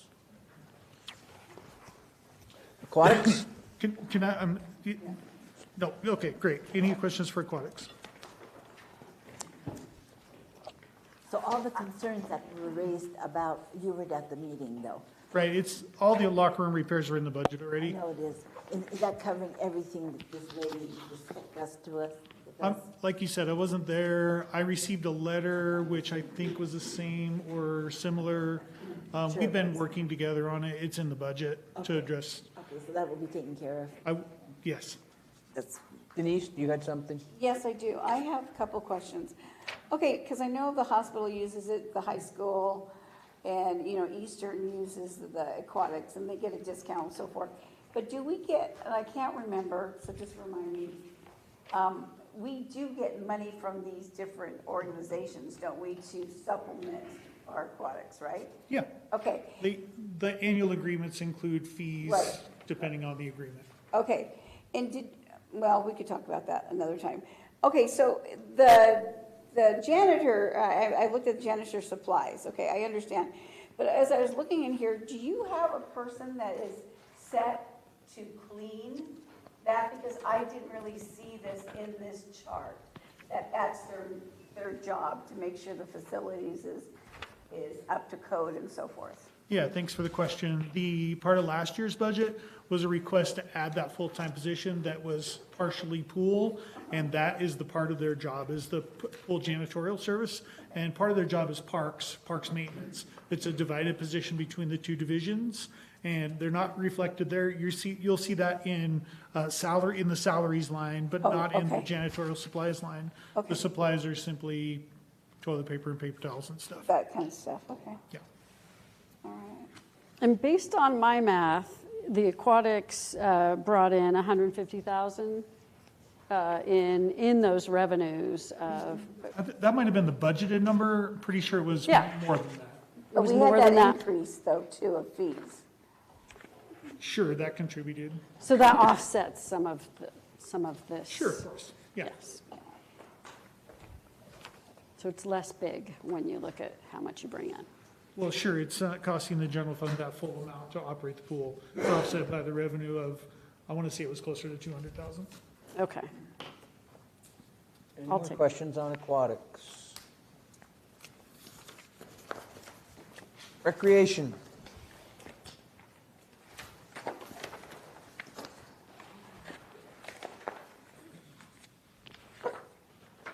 For the record, can you describe what See My Legacy is? Sure. See My Legacy's product, it's an online platform that creates easy interactions with the public to get their money. So when we go to build the splash pad, which is next on our master plan list, we're going to launch a public campaign that would go through See My Legacy online platform that would essentially integrate with our finance system. So if somebody wanted to sponsor a brick or a sprinkler thing that the kids are going to play on in the splash pad, or a specific item, we can illustrate that in an attractive fashion to attract more funding and fundraising efforts. And that's just one example. We're also planning to use it for our Concerts in the Park series, our regular pool donations and recreation donations, park improvements. We have a memorial tree program. If somebody passes, we sell trees in memory of folks, and this program will integrate with that as well. So it essentially takes our clunky system that works okay, that we learned this during the playground project. People really struggled to give us money. They wanted to give us money for the playground at Riverside Park, but they struggled with it. So this was a creative solution that we came up with. It's used by several municipalities and government agencies across the country, and it's $2,500 per year for the access to their online platform. That includes full support, setup, all this stuff to make it pretty, and then we can launch it and integrate it with our city website. So is that something that you plan on doing? Plan on what? You plan on implementing? Right, it's part of this budget request. Okay, because I think a lot of people in the community would jump on that. Yeah. To do that kind of stuff. I think so too. I think it's an untapped resource in a way. Yeah. I think that people the Parks and Recreation Department has phenomenal community support. I mean, after all, the community gave over $200,000 to the playground, and it's just a constant phone call with me. What can we do to help? And do you need whatever? So this is just going to make it easy and seamless and easy to market, and hopefully generate a lot of revenue. So it would be a link on the city site? Yeah, I mean, we don't need to get in specifics, but yeah, essentially it'd be easy to find and easy to get to us. I have one other question too. It says here that, your budget for 25, you have 20,000, things will come up. If you don't use it, will it carry over in your department, or does it go back to the general fund? Are you talking about the grants and donations that were given? No, basically the proposed budget for this year, it was the 246, and you estimated you're only going to spend 224. So there's about 20,000 or whatever. I mean, if you don't use it, which you might use it because it's allocated to you, but does that carry over to your budget for the following year or go back to the general fund? It's just part of the fund balance. Okay, all right, thank you. So Stu, quickly back to See My Legacy. You said $25K a year. $2,500 per year. Yeah, do they take a percentage of the donation? So it's just a flat fee? Correct. So the more you generate, the better it's going to be? That will pay for itself, and then Yeah. we will just roll. Yep.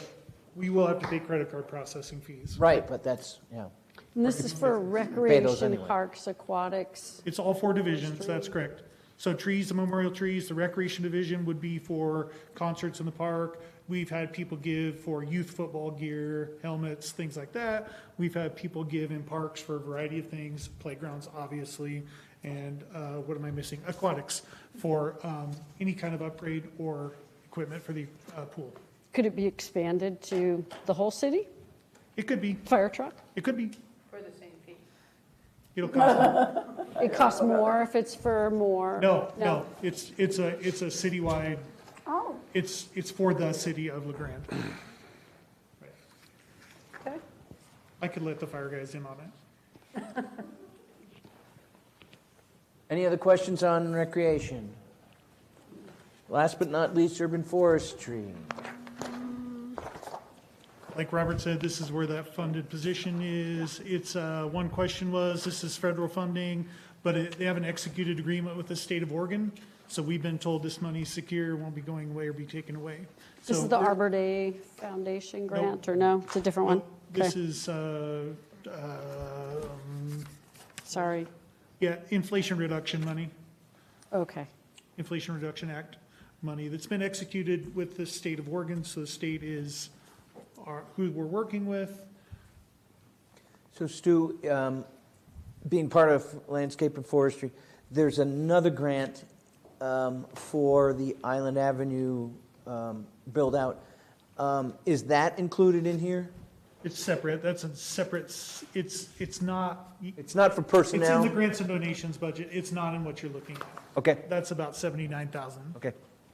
So Stu, is this urban renewal person going to take the place of Teresa? No, Urban it's- forestry.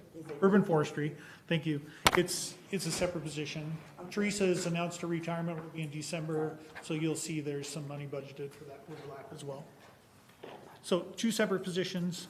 Outreach coordinator is going to focus on low, underrepresented communities, neighborhoods, versus the whole city that the urban forester does. Okay. Okay, so I have another question, I'm sorry. It looks like from the budget from this time to what you're proposing for next time, it's gone up $100,000, if I did my math right. So why the cost? I mean, why that much? Just in a small little sentence for me.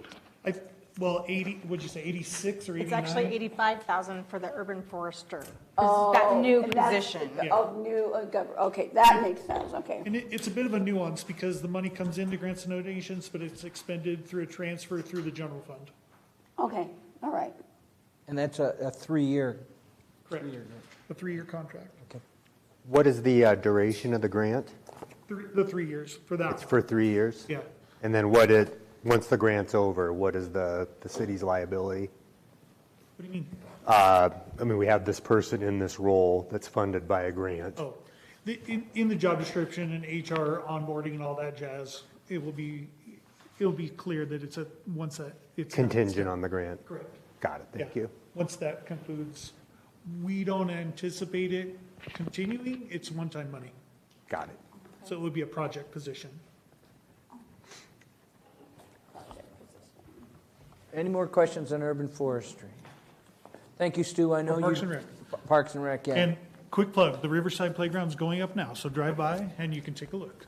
And you won't be with us tomorrow night, that's why we've kind of jostled things around. Yeah, I'll be back later, but we've got a high school grad thing Yeah, or something. Up right. to you. Council manager? Yes. So if you'll turn in your hymnal to We're the gonna go, council, city manager, and personnel we're tab. gonna go love back it. in our, No. you know, Robert, I asked a question on FTE. It never dawned on me that the council positions are included in here. Council CM in person. And it was like, that's awful high, but yeah, 7 positions. Are we a 1? Plus the HR person's in there. Yes, too. yeah. I just never had thought about that. You have the city manager, the city recorder, the HR person, and the assistant, and pieces of time for the council. Okay, so we're pieces. Your We're pieces not- of time. I'm not supposed to be doing full-time, am I? Full-time equivalent, so we have a calculation that we use to determine what portion there. Questions on the council manager personnel budget? I was looking for, under the verbiage, it said computer system equipment, and I didn't find the line item for that. What is it under? Is it under system maintenance and repair? So it said, Computer system equipment increase for replacement. That is on the is that on computer system, which is the, S&H? yep. Okay. Is that the second page? Yep, okay. Yeah. $9,400? Yep, all right, thank you. Yep. Curious on the maintenance agreements, why was the requested so much higher than what was? Computer systems. That's where we have the, Yeah, so the request was Yeah. 57 and the actual was Yeah. 11. yeah, so if you're looking at the, Oh, so that's fine. yeah, the HR person had requested a very robust HR system, and that was cut during the city manager visits with the department directors. And so we reduced that down to only have a applicant tracking software. Okay. Robert, the retired employee health insurance, unsurprisingly, is pretty expensive. Do we cover the entire amount of that insurance, or? We cover 90% of the premium based on whatever tier the retiree is in.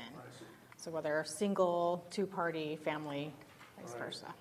Okay, thank you. More questions?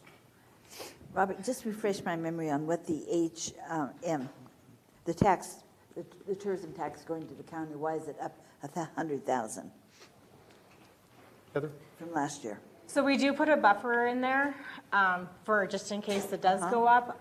But with the new hotel or the new Hampton Inn, Yeah. we have seen quite an increase in But we taxes didn't come do in. that for the city, because that last year, the original budget was 215, and now it's 200. And This is a pass-through. So this is the pass-through. Yes, these are the dollars that we collect and Pass-through, have to gotcha. pay to the county, and so we have to show it as an expenditure.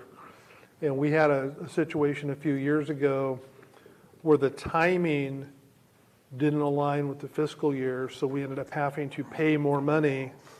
And so we've got a fairly significant revenue offsetting expenditure so that we don't run into a situation. But this is just pass-through dollars, so. If you look at the city's transient room tax, you'll see some movement in the revenue side. What's the percentage, the difference? Because we get how much? 6%. We get 6%, and the county gets? 3%. Then why, oh, okay, let me think. Okay. Robert, what about the nuisance abatement expense? That's quite a lot. I don't even know what that is, really. Yeah. So when we have a nuisance property, we'll start enforcement actions. And so probably the best example of where we took a hit on this was when we had the fire that burned down, I think you're still on the council, that burned down a building, essentially. The property owner didn't have the ability to do anything. We went in, demolished the building, filled the basement, placed a tax lien on it. Not a tax lien, placed a lien on it, and then ultimately we recovered some of those dollars back, but I think we spent about $25,000 to do that. We have another nuisance property right now that we've been dealing with that we've had to go over on a number of occasions and pay to have it remediated.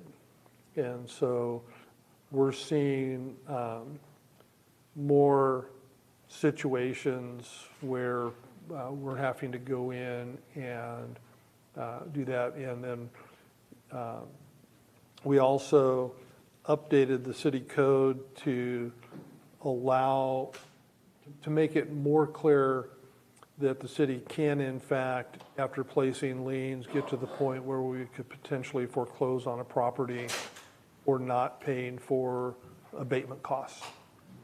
So, and we're expecting they're going to be more expensive and more frequent, so. Okay, thank you. Yeah. And this is aside from the vehicle. This is vehicles completely, parked in- yeah. Yeah, so this is properties, nuisance abatement. Yeah, I don't think we do the vehicles in this line. No, that's police, isn't it?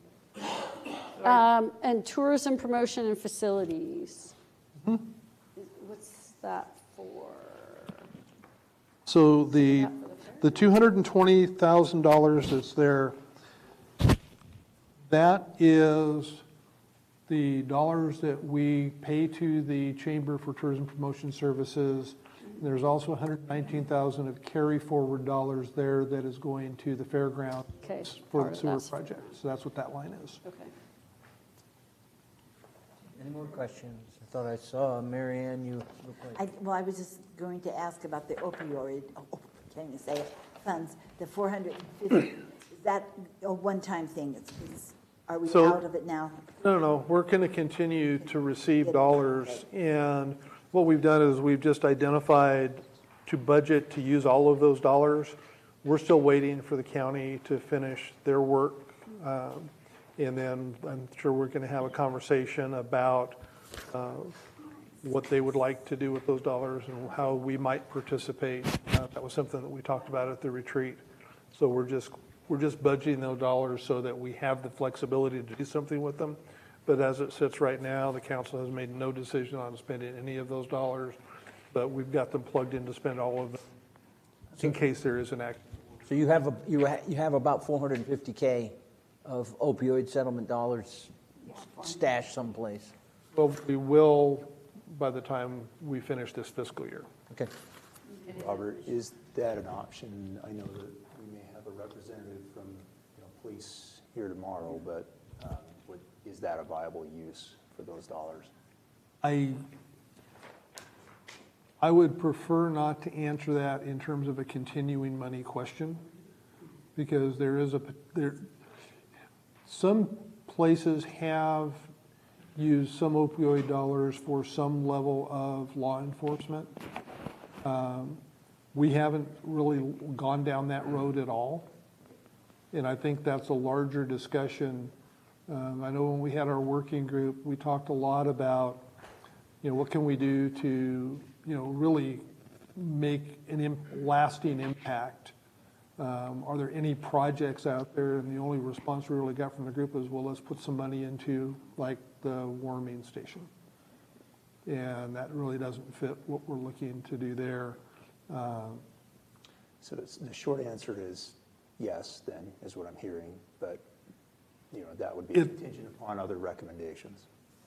I'm not prepared to say that those funds could be used for a drug task force full-time paid position. That's a more legal interpretation of the use of those funds. I know some people have used some of those dollars towards that type of an activity. I haven't really looked at it hard enough that I can tell you definitively whether or not I think that would be an allowable use for that type of position we don't even know how it's structured.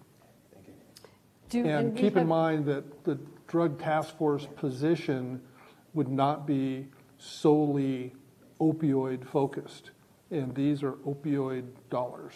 That's why I'm being a little wishy-washy here, because you could say that, well, X percent is opioid and it fits within this narrow criteria, but I don't want to make a continuing money decision based on the hope that we can use one-time money to offset that.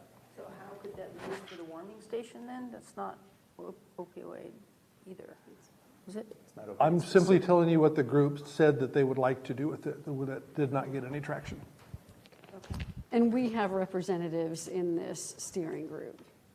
City representatives are. The group that the county is working on, I've been participating in some of those meetings, and Chief Bill has been participating in some of those meetings.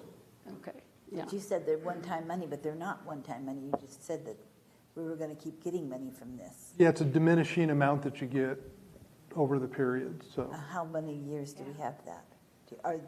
Did they say how many years? Yeah, I think the settlement is max, is it 10 or 20? I think 20. I think it's a 20-year period, but it starts here and it declines.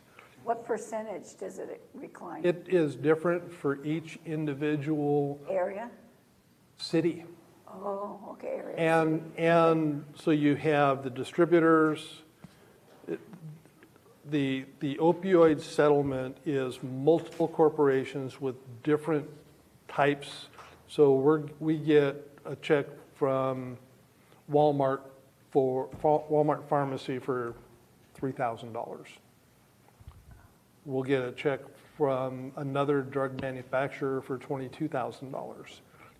And some of them are accelerating when they're doing their settlement payments, so they're trying to pay things in advance to get it off of their books. But it's a larger discussion. For this budget, we have a $450,000 placeholder, and the decision on how to spend that will rest with the council. Does the county also get these funds? They do. same amount or a different amount? It's a different amount, and I can't speak to what their numbers are. I just think, I mean, it's a thought, because if we do have somebody here tomorrow night making a request, and we know that there may be an opportunity for that, I mean, to me, that's relevant to the discussion that we're having, which is how do we spend this money? How do we respond to requests that we may receive for additional funding? It would be useful to me to know if we can legally do that, and if so, you know, potentially what percentage. I don't know much about it, but I seem to recall that the settlement dollars had to be used more towards prevention and treatment rather than enforcement. And you might be in a bind to try to use the opioid settlement money for any kind of enforcement activities. That's what I remember about it. Any other questions on council manager personnel? Well, I have one quick one here. The 2.2 mil for ARPA funds, is that, if we expend that this year, is that all of that money? It is, okay, good deal. Okay, aside from Gary, anybody else? Keep us moving on. All right, police department. I know that Chief Bell and Lieutenant Hayes. Oh. Well, hello. Hello there. Rhonda and I will endeavor to attempt to answer whatever questions you may have. So Well, be I nice have to a us, question, but Steve. I'm not going to ask it because, yeah. Any questions about police department? I have one. Yes. Okay, since we're covering Eastern Oregon, you know, the school, the college, because I know the college does have security and so forth. Do they, I don't know, what's the right word? Do they supplement or do they pay you guys anything too as well? No, it's just, we respond to calls there at the college, just like we would anywhere. Right. They do have security, and they do occasionally need help.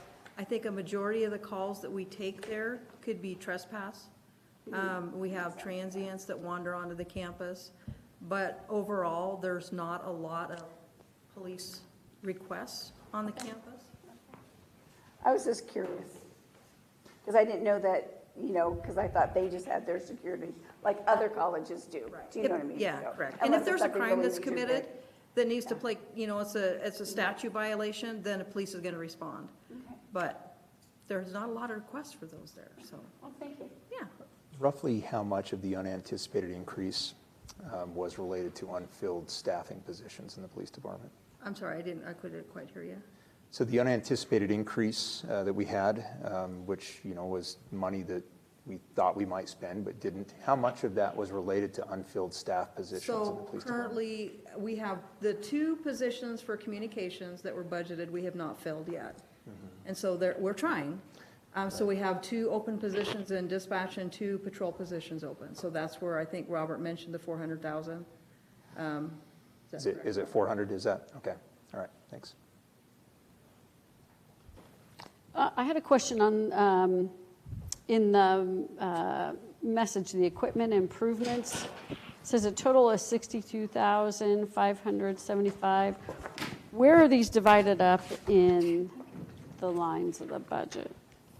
Which one are you looking at?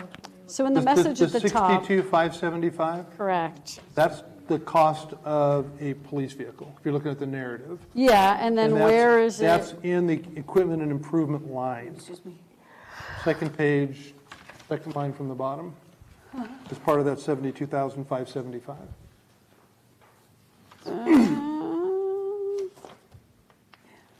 Got it. Okay. Included was the $10,000 for a carry forward. Oh, it's way at the bottom. Yeah, clear down there. Okay. Oh, My eyes skipped that line. I see it. That's Gary, all. questions? No. Any questions on police? So they had reserve funds that they're bringing into this, or is that just new? They're not using any of their reserve funds to pay for this? They're not used, I don't think you're budgeting anything out of the general reserve, no. I don't believe so. They're moving money into the general reserve. Okay. Okay, that's what I thought. So they're not using any of the general reserve money to buy this police car? No, That's what I asked. no, that's current year, that's current year money. And the police cars we have on cycle, so we're not buying 10 police cars at one time, we're buying one a year. Correct, yep. And what do we do with the cars that they're going to be replacing? Well, that's a good question. So I know recently, one was donated to the county, so they're using it. There have also, and maybe finance has been involved in this as well, but they go to other agencies that might be in need of patrol vehicles that can't maybe afford them. I think some smaller agencies down around the Ontario area may have gotten at least one of our last patrol vehicles. So we don't sell them to them, we just donate them to them? That would be correct. Yeah, we typically donate those. And with I think with the revision to the procurement ordinance, that's done administratively. It used to be that I think we had the council approve those. That's correct, yeah. Okay, police questions? Cool, thanks. Moving on to fire and EMS. I'm not going too fast here, am I? Because slow me down. I think we can probably get through fire and EMS and maybe library, wrap it up around 8:30 or so. Well, Emmett, I'm bummed to see that you're still here. Well, thanks for that. Not sure how to take that, Steve. You know what I mean. I did see in the paper that you all have postponed search for the new captain, and you'll be with us for a while longer. Through October is the plan. So your plans for the summer are on hold? That's what I meant. I'll still make some summer. I know what you mean. So questions, police and EMS? I have a question. Okay, so you said you have 9 EMTs. Casual, what does that mean? That's I'm a term. sorry. That's a term we use from when we took the ambulance from the hospital. So they used to call them EMT casuals. They're like essentially a part-timer. So they're casual in the fact that they don't have a set amount of hours they work. Oh, They come and fill occasionally. They take transfers, do those types of things As needed. as needed. okay. I just didn't know. It's kind of a new term.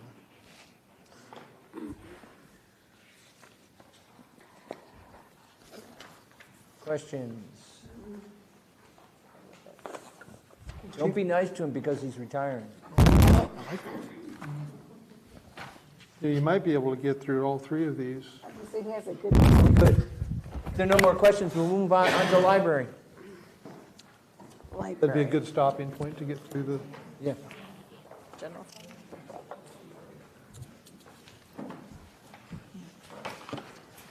Questions on the library department?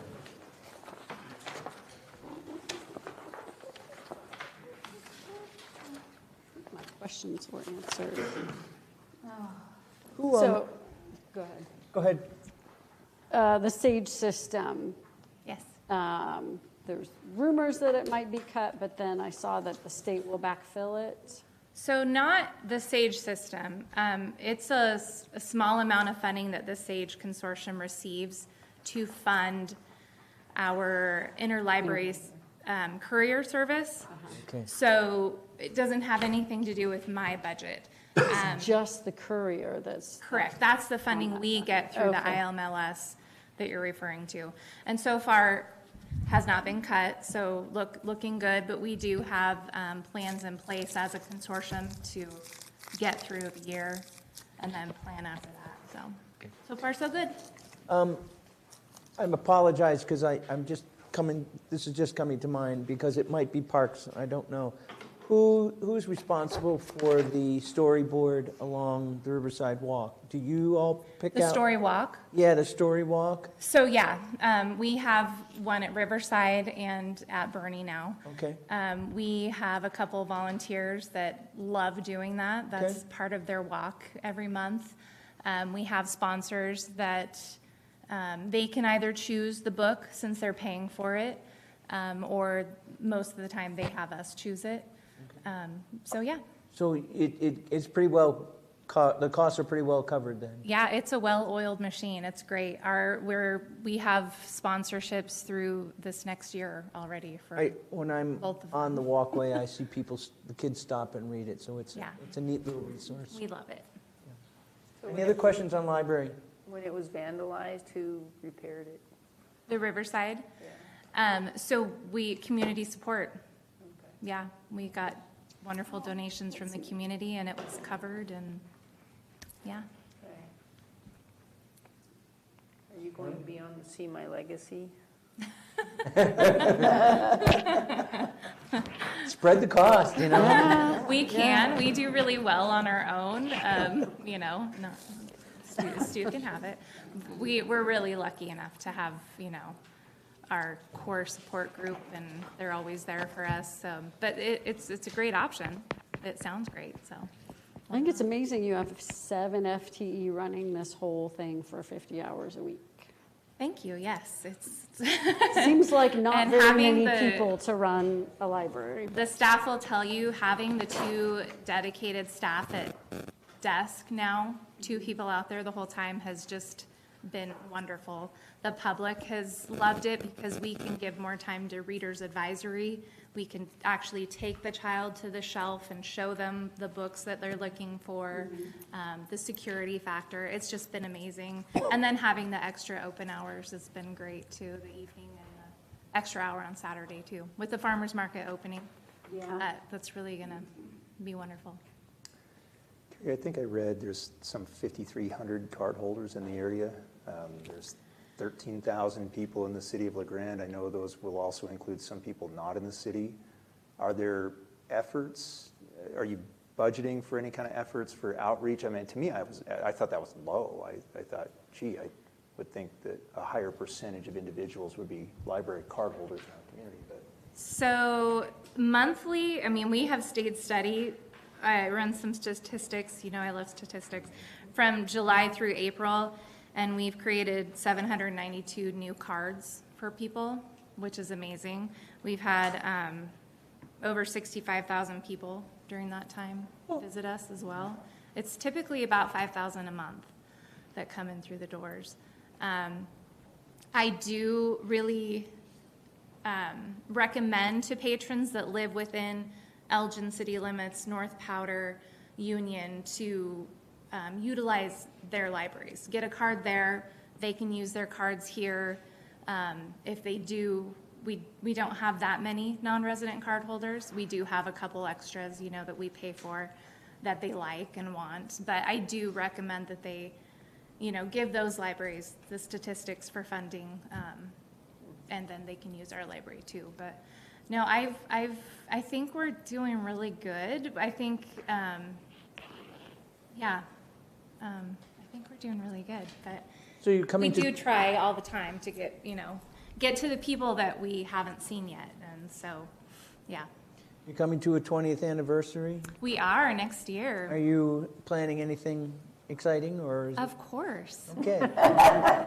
Beyond the scope of this, that's next year. Okay. We will, perhaps not you. Any other questions for Carrie? All right, we're going to try to motor our way through the last 3, economic development, and then we'll have enterprise funds tomorrow, so it'll make it nice and clean. Timothy's back.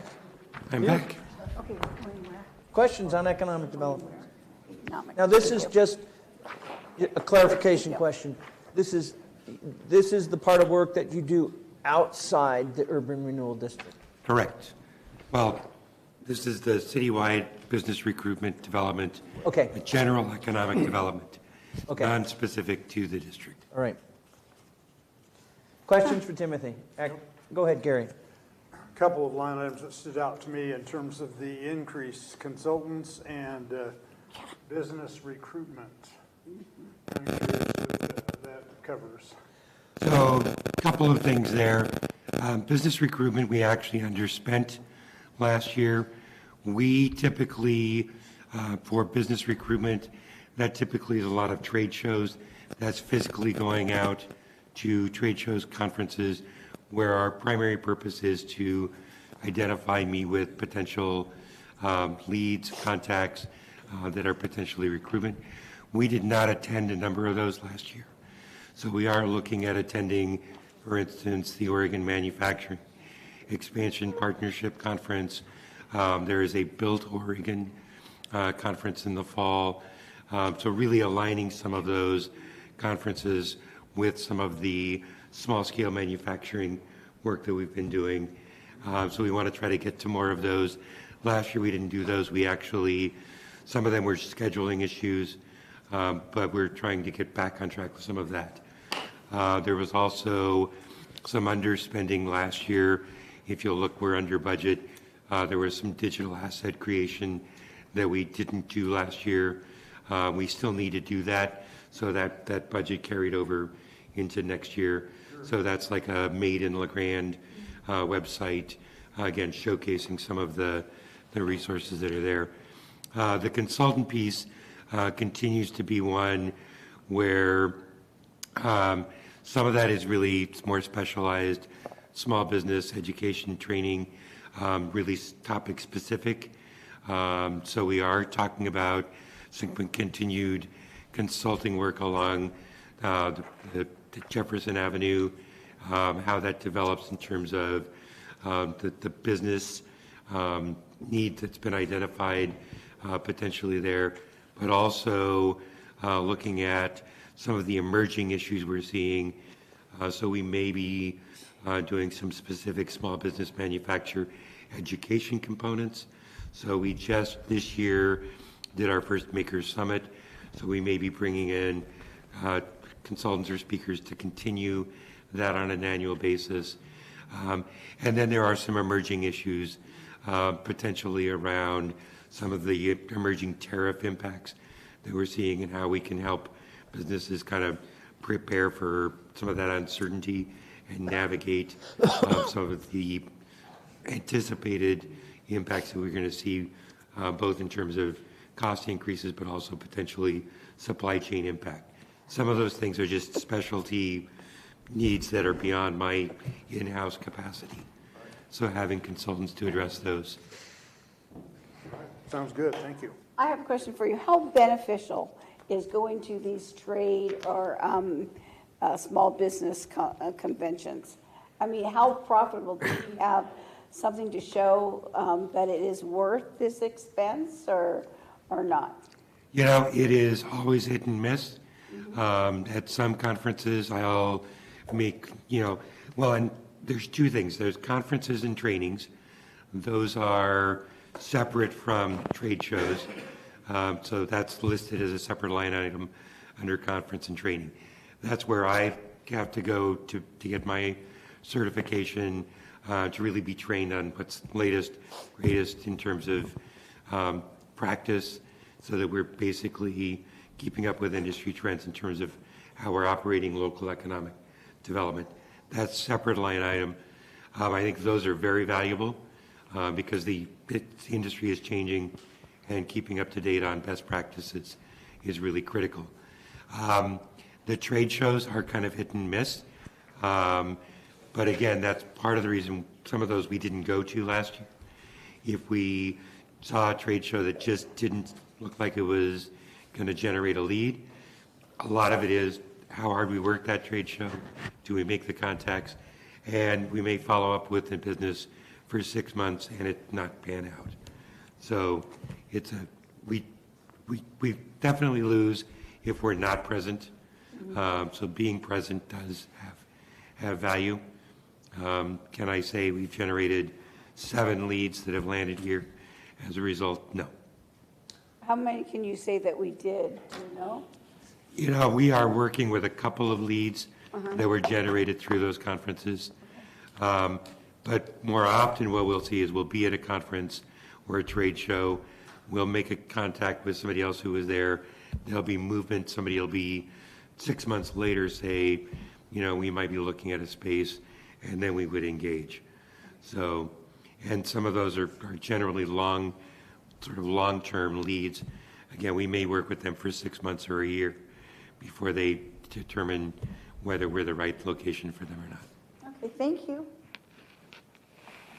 Other questions on economic development? What are you planning on using the equipment and improvements line for?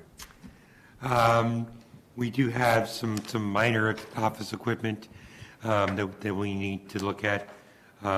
Timothy, you're talking about the $15,000? Correct. Yeah. That's a completely different one. We'll look at that. I can cover that.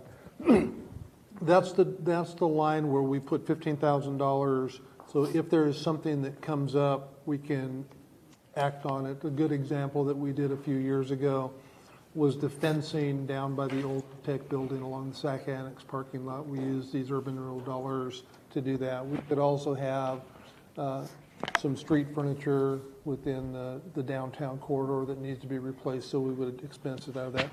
As a reminder, with the exception of $35,000 on the advertising and business recruitment line and a portion of salaries, these expenses are all paid for from the urban renewal district in the transfer. This is how we actually do the economic development efforts. And within that $59,000, now $60,000 line for business recruitment and advertising, that's where that $35,000 of the general fund dollars are. Finer point with this. Thank you. What is the other professional services? Requested was 30 and it was bumped up to 45? So that particular request is really, that's the line item where the expansion or the increase in the contract with Main Street for the services they provide. So that's where that line item is. That isn't in the urban renewal budget, it's been moved into this one. It's always been in this one, Mary Ann. Okay. I guess we just mentioned it. Yeah, we talk about it as a program expense. Any other questions before we bring Michael up here? I guess just kind of a general question. On the Jefferson Street project, are you kind of on your timeline of where you expect to be, and where are you going with that? So I think we're continuing to make progress on the planning, and we're responding and working with a number of individual projects. But the bulk of that will really be determined as we do our July work session with council and the agency. And they'll lay out a plan and figure out how we move forward. But in terms of continuing to see activity there, we're seeing progress with a couple of key projects. We do have a couple of other projects that appear to be kind of preparing in the wings, and we'll continue to respond to those as they occur. Thank you. More questions for Timothy? All right, moving on to planning then.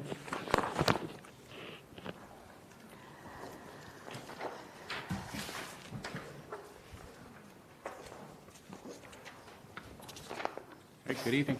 Boy, this doesn't look like, what, $3,000 more from last year? Yeah. Status quo. That paper? Is it? Any questions for Mike on the planning department? Are you guys busy with the work out at the park, or is that mostly building inspection now? It's building inspections now, so yeah, we spent several months in the planning phase of that, and now it's 100% under building inspections now. Good. The temperature's dropping in here, so. Yeah, hurry. Any questions for Mike? Yeah, he's doing a good job. I do, okay, I have an issue with consultants, everybody knows that, but anyway, so what are you thinking about using your consultants for, or is that just a contingency plan? No, I actually have two things going right now. So about 15-ish thousand of that is our GIS consultant with Anderson Perry that does all of our mapping. And we use that for legal notices and all kinds of stuff that we're required to do. And so that's ongoing annually forever and ever. We've just had that. And then the other amount is in there that is an expenditure for a grant match for a consultant to list the Carnegie Library on the National Register. Oh, okay. So anyway, so those are those two consultant services make up that budget line. Thank you. Last chance for Mike? I got one more. Building maintenance. Yeah. Oh, okay. That's right. You know, my memory is waning on who does what in one fund. All right, building maintenance.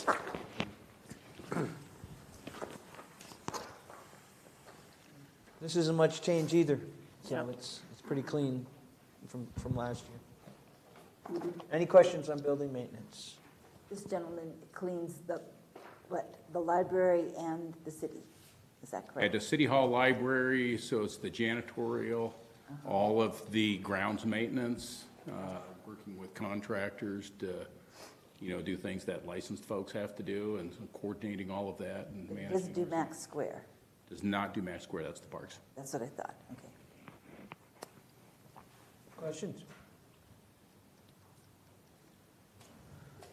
Got off easy. So, at this point, we've gone through everything but the enterprise funds.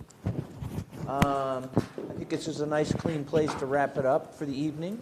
I do need to make sure, are there any questions that any of the Budget Committee members have that you would like us to try to answer prior to tomorrow? Just the one about the, About the what? police officer that, with the funds. Steve alerted me to that. I do not think it would be permissible, based on what I read. Yeah, I was able to, I Googled or opioid settlement funds for Oregon. Oregon Health Authority has a pretty detailed list just for prevention and treatment. Yeah, I mean, it's broader than that, but I did not see a provision for enforcement of So any that's type. kind of out, okay. Was it? Okay, so I think I do this formally by saying we're adjourned for this evening, but we will reconvene tomorrow night to finish up, perhaps, the city budget hearings. Actually, as you're continuing the hearing until tomorrow, 6 o'clock. Thank you. Welcome. So we're adjourned. We'll see you tomorrow night.